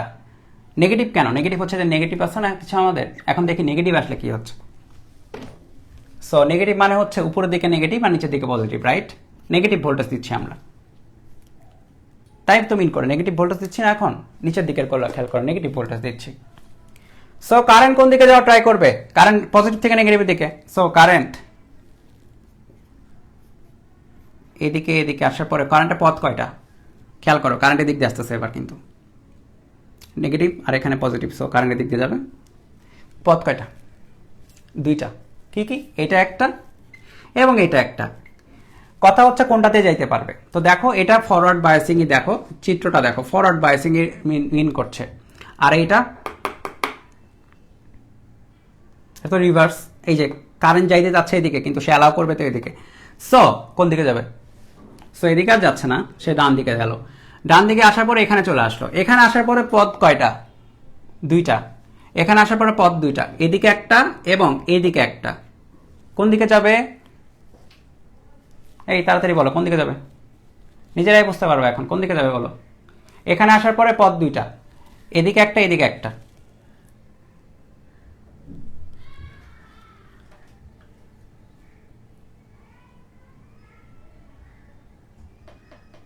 রোদ দিয়ে যাবে, এটা যাবে না, কারণ হচ্ছে যে বোঝা যাচ্ছে এটা তো এদিকে অ্যালাউ করছে, এদিকে অ্যালাউ করছে না, সো এটা বাদ। রোদ দিয়ে যাচ্ছে, রোদ দিয়ে যাচ্ছে, ঠিক আছে। রোদ দিয়ে যাওয়ার সময় একটা জিনিস খেয়াল করো, একটু আগে যখন প্লাস নিয়ে আমরা এই করলাম না, প্লাস নিয়ে যখন চিত্রটা আঁকালাম প্লাস নিয়ে, তখনও খেয়াল করে দেখবা তুলছো কিনা একটু আগে দেখো, রোদের মধ্যে যে কারেন্ট কিন্তু এইভাবে যাচ্ছিল, এই সাইড থেকে এই সাইডে যাচ্ছিল প্লাসে যাওয়ার সময়। আর আমরা যখন নেগেটিভ দিচ্ছি, খেয়াল করো নেগেটিভ যখন দিচ্ছি তখনও খেয়াল করো কারেন্টের ডাইরেকশনটা কিন্তু সেম, রাইট?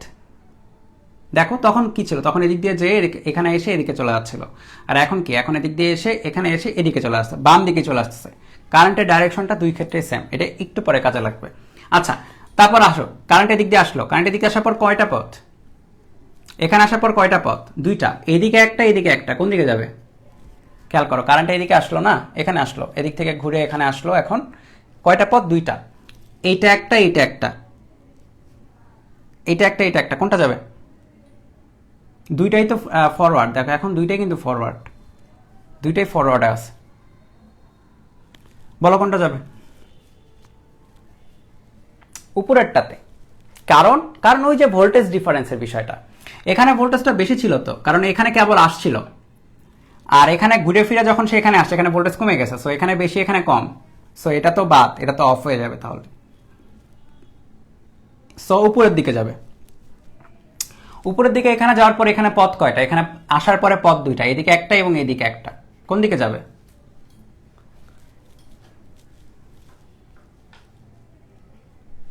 উপরে এখানে আসার পরে পথ কয়টা? দুইটা, এদিকে একটা এদিকে একটা। কোন দিকে যাবে? এইদিকে যাবে। এদিকে কেন যাবে না? কারণ হচ্ছে এই যে এই জায়গায় দেখো, এখান থেকে আসার পরে এখানে আসছিল শুরুতে, সো এখানে ভোল্টেজ একটু বেশি, আর এখানে ভোল্টেজটা কিন্তু অনেক কম, কারণ ঘুরে ফিরে আবার এখানে আসছে, সো এটা বাদ। সো কারেন্ট কোন দিকে যাবে? এদিকে। তাহলে খেয়াল করো যখন নেগেটিভ আছে তখনও আমরা ভোল্টেজ একটা পাচ্ছি, রাইট? তখনও আমরা একটা ভোল্টেজ পাচ্ছি। তবে একটু খেয়াল করো, যে কেবল একটু আগে বললাম না যে আমাদের কারেন্টের ডাইরেকশনটা সেম। দেখো তাহলে আউটপুট যেটা কারেন্ট যেদিক দিয়ে ঢোকে সেটা প্লাস, তাহলে আউটপুটটা এখানে যেটা ছিল, যে ডাইরেকশনটা ছিল, এ পাশেও দেখো এখনো আমরা যখন নেগেটিভ আসতেছি তখনও কারেন্টের ডাইরেকশনটা কিন্তু একই দিকে। সো আউটপুটের ডাইরেকশনটাও কিন্তু একই দিকেই হবে, কারণ কি কারেন্টের ডাইরেকশনটা সেম। সামান্য যে তড়িৎ প্রবাহ হয় না, এখানে হিসাব করা হয় নাই সামান্য তড়িৎ প্রবাহটা। সামান্য তড়িৎ কখন প্রবাহ হয়? এই যে যখন হচ্ছে বিপরীত দিকে যেটা হয়, ওইটা হিসাব করা হয় না এখানে, কারণ অনেক আলটিমেটলি অনেক কম হয়। এগুলা যদি মিলি অ্যাম্পিয়ার রেঞ্জে হয়, ওটা হয় মাইক্রো অ্যাম্পিয়ার রেঞ্জে হয়, এই জন্য ইগনোর করা যায়। মানে তোমাদের লেভেলে আর কি, তোমাদের লেভেলে ক্যালকুলেশন আমরা মাইক্রো অ্যাম্পিয়ার তো বের করবো না। মাইক্রো অ্যাম্পিয়ার বের করে কি বের করবো তোমরা তো হায়ার স্টাডি জানো না এখনো। যখন দেখবা যে আমাদের ওইটা মানে কতটুকু মাইক্রো অ্যাম্পিয়ার আছে, ওইটা নিয়ে যদি ঝামেলা ক্রিয়েট হয় বা ওইটাকে যদি কাজে লাগানো যায়, তাহলে সেক্ষেত্রে সেসব অ্যাপ্লিকেশনের সময় দেখবা যে আবার শেখানো হচ্ছে। হ্যাঁ, আমরা যেটা শিখতেছি এটা আসলে ডায়োডের এবিসিডি। ডায়োড নিয়ে দেখবা হচ্ছে এত মোটা একটা বই আছে, জাস্ট ডায়োড নিয়ে এত মোটা, সেখানে জাস্ট প্রথম 3-4টা পেজ আমরা পড়তেছি, জাস্ট এবিসিডি, মানে বাচ্চাদের খেলা। যখন ডায়োড নিয়ে পড়তে যাবা দেখবা যে তুমি যদি ফিজিক্সে পড়াশোনা করো অনার্সে, কিংবা সিএসসিতে পড়াশোনা করো, অথবা ট্রিপলিতে পড়াশোনা করো, অথবা মেকানিক্যাল ইঞ্জিনিয়ারিংয়েও সিভিলেও পড়াশোনা করো, এগুলো শেখানো, প্রত্যেকটা জিনিস শেখানো হবে। ডায়োড নিয়ে দেখবা তখন কত বড় জানার জিনিস আছে। মানে যে কোনো ইঞ্জিনিয়ারিংয়ে পড়াশোনা করলেই বা ফিজিক্সে বা যে কোনো জায়গায়, যে কোনো ভার্সিটিতে দেখবা যে এই জিনিসগুলো পড়াচ্ছে এবং অনেক জানার আছে তখন। মানে তখন ছোটোখাটো হিসাবগুলো নিয়েও কাজ করা হয়, যে কত কম হতে পারে ততটুকু হিসাব করা হবে। আচ্ছা, সো দেখো এখানে ভোল্টেজের ডাইরেকশনটা দেখো সেম, ভোল্টেজের ডাইরেকশনটা কত সেম, দেখছো ভোল্টেজের ডাইরেকশন সেম, মানে কি তুমি পজিটিভে যে ডাইরেকশনটা পাচ্ছিলা নেগেটিভ সাইডেও একই ডাইরেকশন পাবা, মানে নেগেটিভ সাইডে এমন না যে নিচ দিক দিয়ে যাবে, নেগেটিভ সাইডেও আউটপুটটা একই ডাইরেকশনে থাকবে। এটা বুঝছো কিনা বলো? এটা না বুঝলে আবার বোঝাচ্ছি। দেখো যখন পজিটিভ নিয়ে কাজ করছিলাম তখন কারেন্ট এর মধ্যে দিয়ে বাম সাইডে যাচ্ছিল, যখন নেগেটিভ নিয়ে কাজ করলাম তখনও কারেন্টের মধ্যে দিয়ে বাম সাইডে যাচ্ছে। দুই ক্ষেত্রেই ভোল্টেজের ডাইরেকশনটা এই জন্য সেম, কারণ কারেন্ট যেদিকে ঢোকে সেদিকে থাকে প্লাস, আর যেদিক দিয়ে বের হয় সেটা হয় মাইনাস। তো এদিক দিয়ে ঢুকতেছে তো এটা প্লাস, আর এদিকে মাইনাস, এটার ক্ষেত্রেও তাই, এদিক দিয়ে ঢুকতেছে এটা প্লাস এটা মাইনাস। সো দুই ক্ষেত্রেই ফরওয়ার্ড মানে হচ্ছে তোমার পজিটিভ সাইকেলেও অথবা নেগেটিভ সাইকেলেও, পজিটিভ হাফ সাইকেল পজিটিভ অর্ধ তরঙ্গ অথবা নেগেটিভ অর্ধ তরঙ্গ, দুই ক্ষেত্রেই দেখো দুই ক্ষেত্রেই ভি নটের ডাইরেকশনটা সেম আসবে। সো এই জন্য ভি নটটা হবে হচ্ছে এরকম। সো খেয়াল করে দেখো একটু আগে হাফ ওয়েভ রেকটিফায়ারে কি ঝামেলাটা ছিল, হাফ ওয়েভ রেকটিফায়ারে যে ঝামেলাটা ছিল সেটা হচ্ছে যে এতটুকু লস যাচ্ছিল, এতটুকু লস চলে যাচ্ছিল। আর এখানে আমরা কি যেটা করলাম, যে রেকটিফায়ারটা আমরা বের করতে পারলাম সেখানে পুরোটাই কাজে লাগতেছে। সো এটাকে বলা হয় হচ্ছে ফুল ওয়েভ রেকটিফায়ার, ফুল ওয়েভ রেকটিফায়ার, পূর্ণ তরঙ্গ রেকটিফায়ার।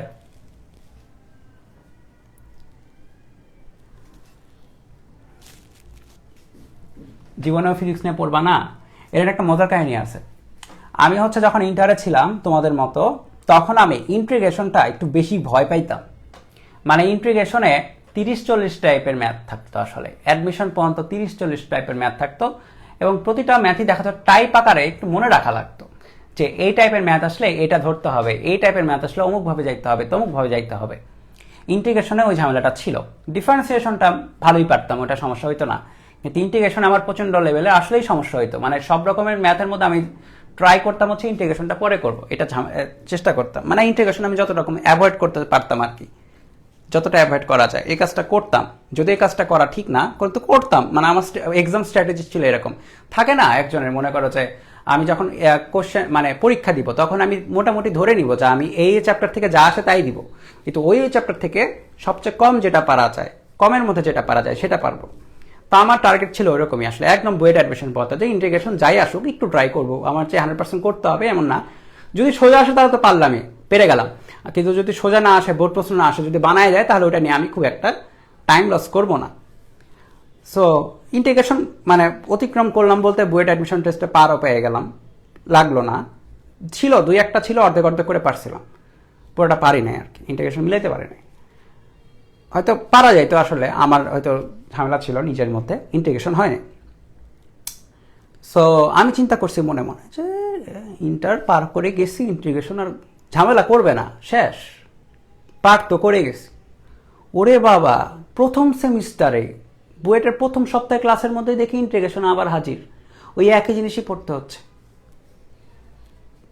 ভর্তি হয়েছে ট্রিপলিতে, কিন্তু পড়তে হচ্ছে ফিজিক্স, ম্যাথ, কেমিস্ট্রি, এগুলা ইন্টারে যা যা পড়ছি ওগুলো আবার রিভিশন দিতে হচ্ছে পুরাটাই।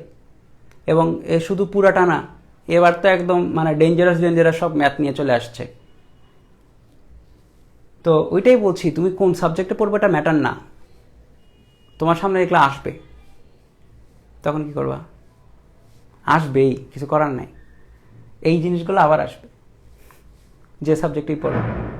হ্যাঁ, এখন বলতে পারো হ্যাঁ ডাক্তারি পড়তে গেলে হয়তো এগুলো লাগবে না, একদিক দিয়ে সেফ, কিন্তু ডাক্তারি বাদে কোন একটা লাইনে আসো, সায়েন্সের লাইনে থাকো, লাগবে। উচ্চ অবস্থা শুধু ইন্টিগ্রেশন না, সবই লাগে, সব বলতে সব। আমরা এত ভালো পড়াই কেমনে এখন? কি মনে করছো ইন্টারের পড়াশোনা দিয়ে চলতেছে? ওটা নিয়ে আরো পড়াশোনা করা লাগছে, এই জন্য পারি। আরো ডিপলি জানা লাগছে, নাহলে তো ইন্টারের পড়াশোনা দিয়ে চলে তো তোমরা নিজেরাই পড়াইতে পারতা। থাকে না অনেক পোলাপায় নিজেরাই পড়াশোনা করে, পোদ্দারি করে, সে ভাইয়া পারি তো, পারো, প্রশ্ন করতে দিলে ধপাস, একটা কঠিন একটা বেসিক প্রশ্ন দিলেই ধপাস। সো এরকম, হ্যাঁ মানে সব কিছু কাজে লাগবে। মনে করছো যে তুমি পড়বা না, এই ইন্টিগ্রেশন চ্যাপ্টার নাই, ডিফারেন্সিয়েশন নাই, শর্ট সিলেবাসে পড়লা না, তোমার আর এইচএসসি অনার্সে পাস করা লাগতো না, ওখানে ফেল করতো, ওরা ইউনিভার্সিটি যায় বসে থাকো আদু ভাইয়ের মতো। আচ্ছা, তো যাই হোক, এখন তাহলে খেয়াল করো আমরা কি পেলাম, আমরা হচ্ছে প্লাস প্লাস প্লাস প্লাস প্রত্যেকটাতে প্লাস পাচ্ছি। এখন কাহিনী হচ্ছে যে এটা নিয়ে কি করা হলো, এটা নিয়ে এটা প্রসেস করা হয়, হ্যাঁ এটা আরো প্রসেস করা হয়, মানে এই যে সিগন্যালটা আমরা পেলাম এটাকে আরো প্রসেস করা হয়, প্রসেস করে যেটা পাওয়া যায় সেটা হচ্ছে এইরকম নিয়ে আসা হয়। এটা এক সাইডে নিয়ে আসা হয়েছে, রাইট, প্লাস নিয়ে আসা হয়েছে, প্রসেস করে এটাকে ডিসি ভোল্টেজ বানায় ফেলা হয়। তো যে জিনিসটা এই কাজটা করে সেটাকেই বলা হয় অ্যাডাপ্টার। আমরা মনে করো মোবাইল চার্জ দিব, ধরো মোবাইল চার্জ দিব, সো মোবাইল চার্জ দেওয়ার জন্য আমাদের বাসা বাড়িতে যে 2 পিন বলো বা 3 পিন বলো, 2 পিনটাই একাই, 2 পিনে আমরা কি করি, প্লাগ লাগাই দিই, 2 পিনে আমরা অ্যাডাপ্টার লাগাই দিই, প্লাগটা লাগাই দিই, রাইট, মোবাইল চার্জ করার জন্য।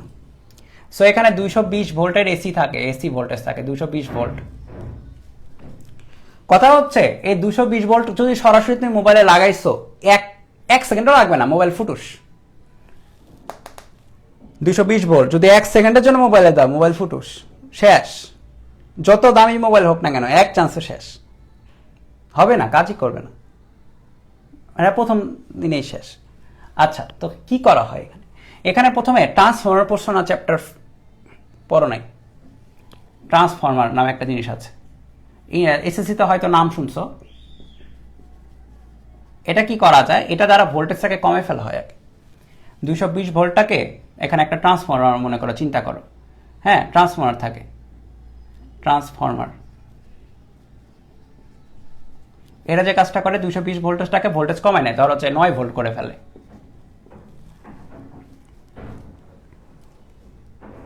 এই প্লাগে দেখবা লেখা থাকে কত ভোল্ট কত অ্যাম্পিয়ার, দেখাই দাঁড়ো।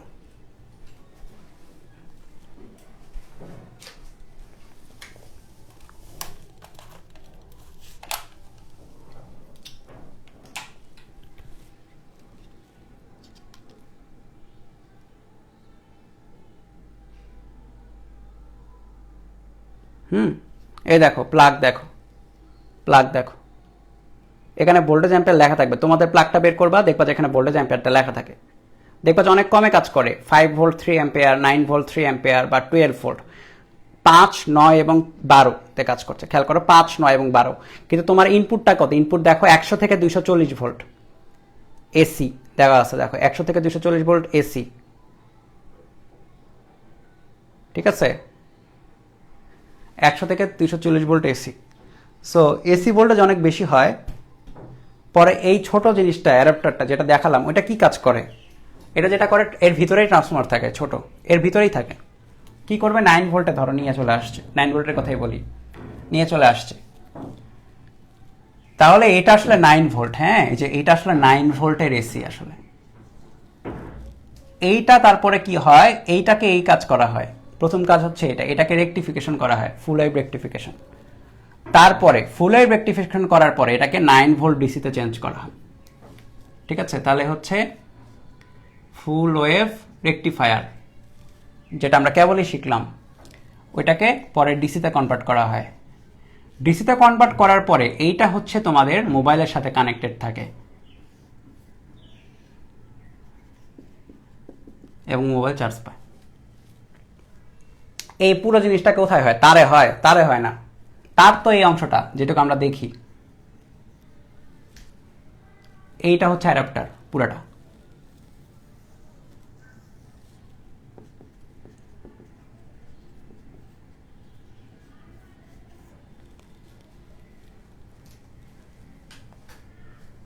ঠিক আছে,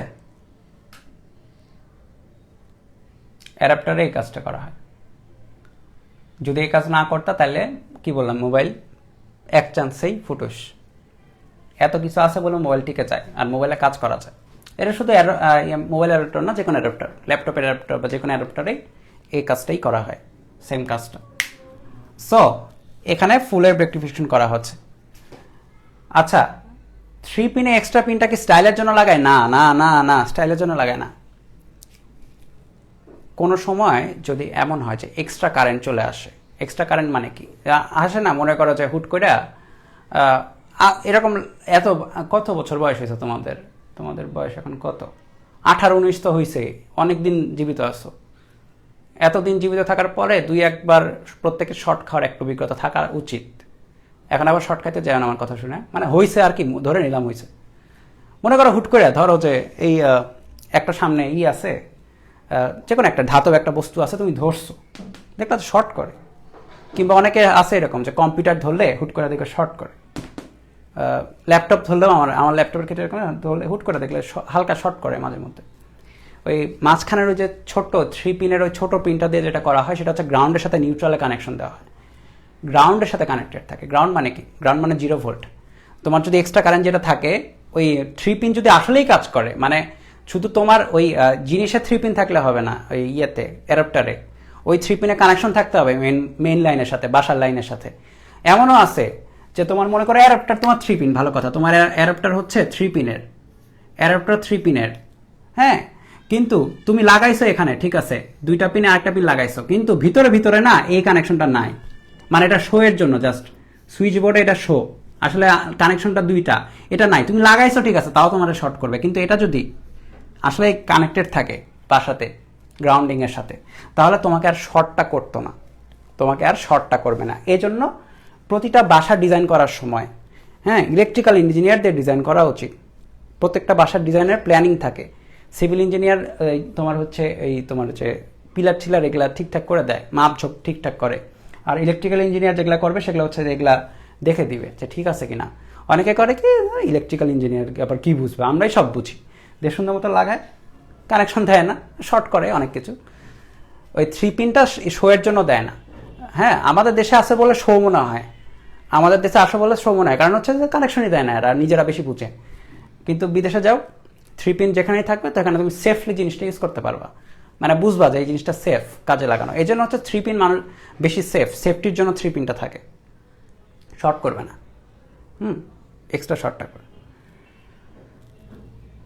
সো শোয়ের জন্য, মানে স্টাইলের জন্য থাকে না, শর্ট যাতে না হয় সেটার জন্য থাকে। আচ্ছা, আজকে ক্লাসটা এই পর্যন্ত রাখছি। নেক্সট দিন আমরা ট্রানজিস্টর ধরবো, ট্রানজিস্টর শেষ করে ফেলবো। নেক্সট ক্লাস হচ্ছে শুক্রবারে 2 ঘন্টা লাগলেও ক্লাস করবো পুরাটা, হ্যাঁ, ট্রানজিস্টর ধরে শেষও করে ফেলবো। আর আজকে হচ্ছে ডায়োড ধরে শেষ করে ফেলছি। এখন হচ্ছে তোমরা একটা কাজ করো, টেস্ট পেপার ধরবা, টেস্ট পেপারে ডায়োডে যত প্রবলেম আছে বের করবা, ধবা সলভ করবা, ঠিক আছে? সো নেক্সট দিন দেখো।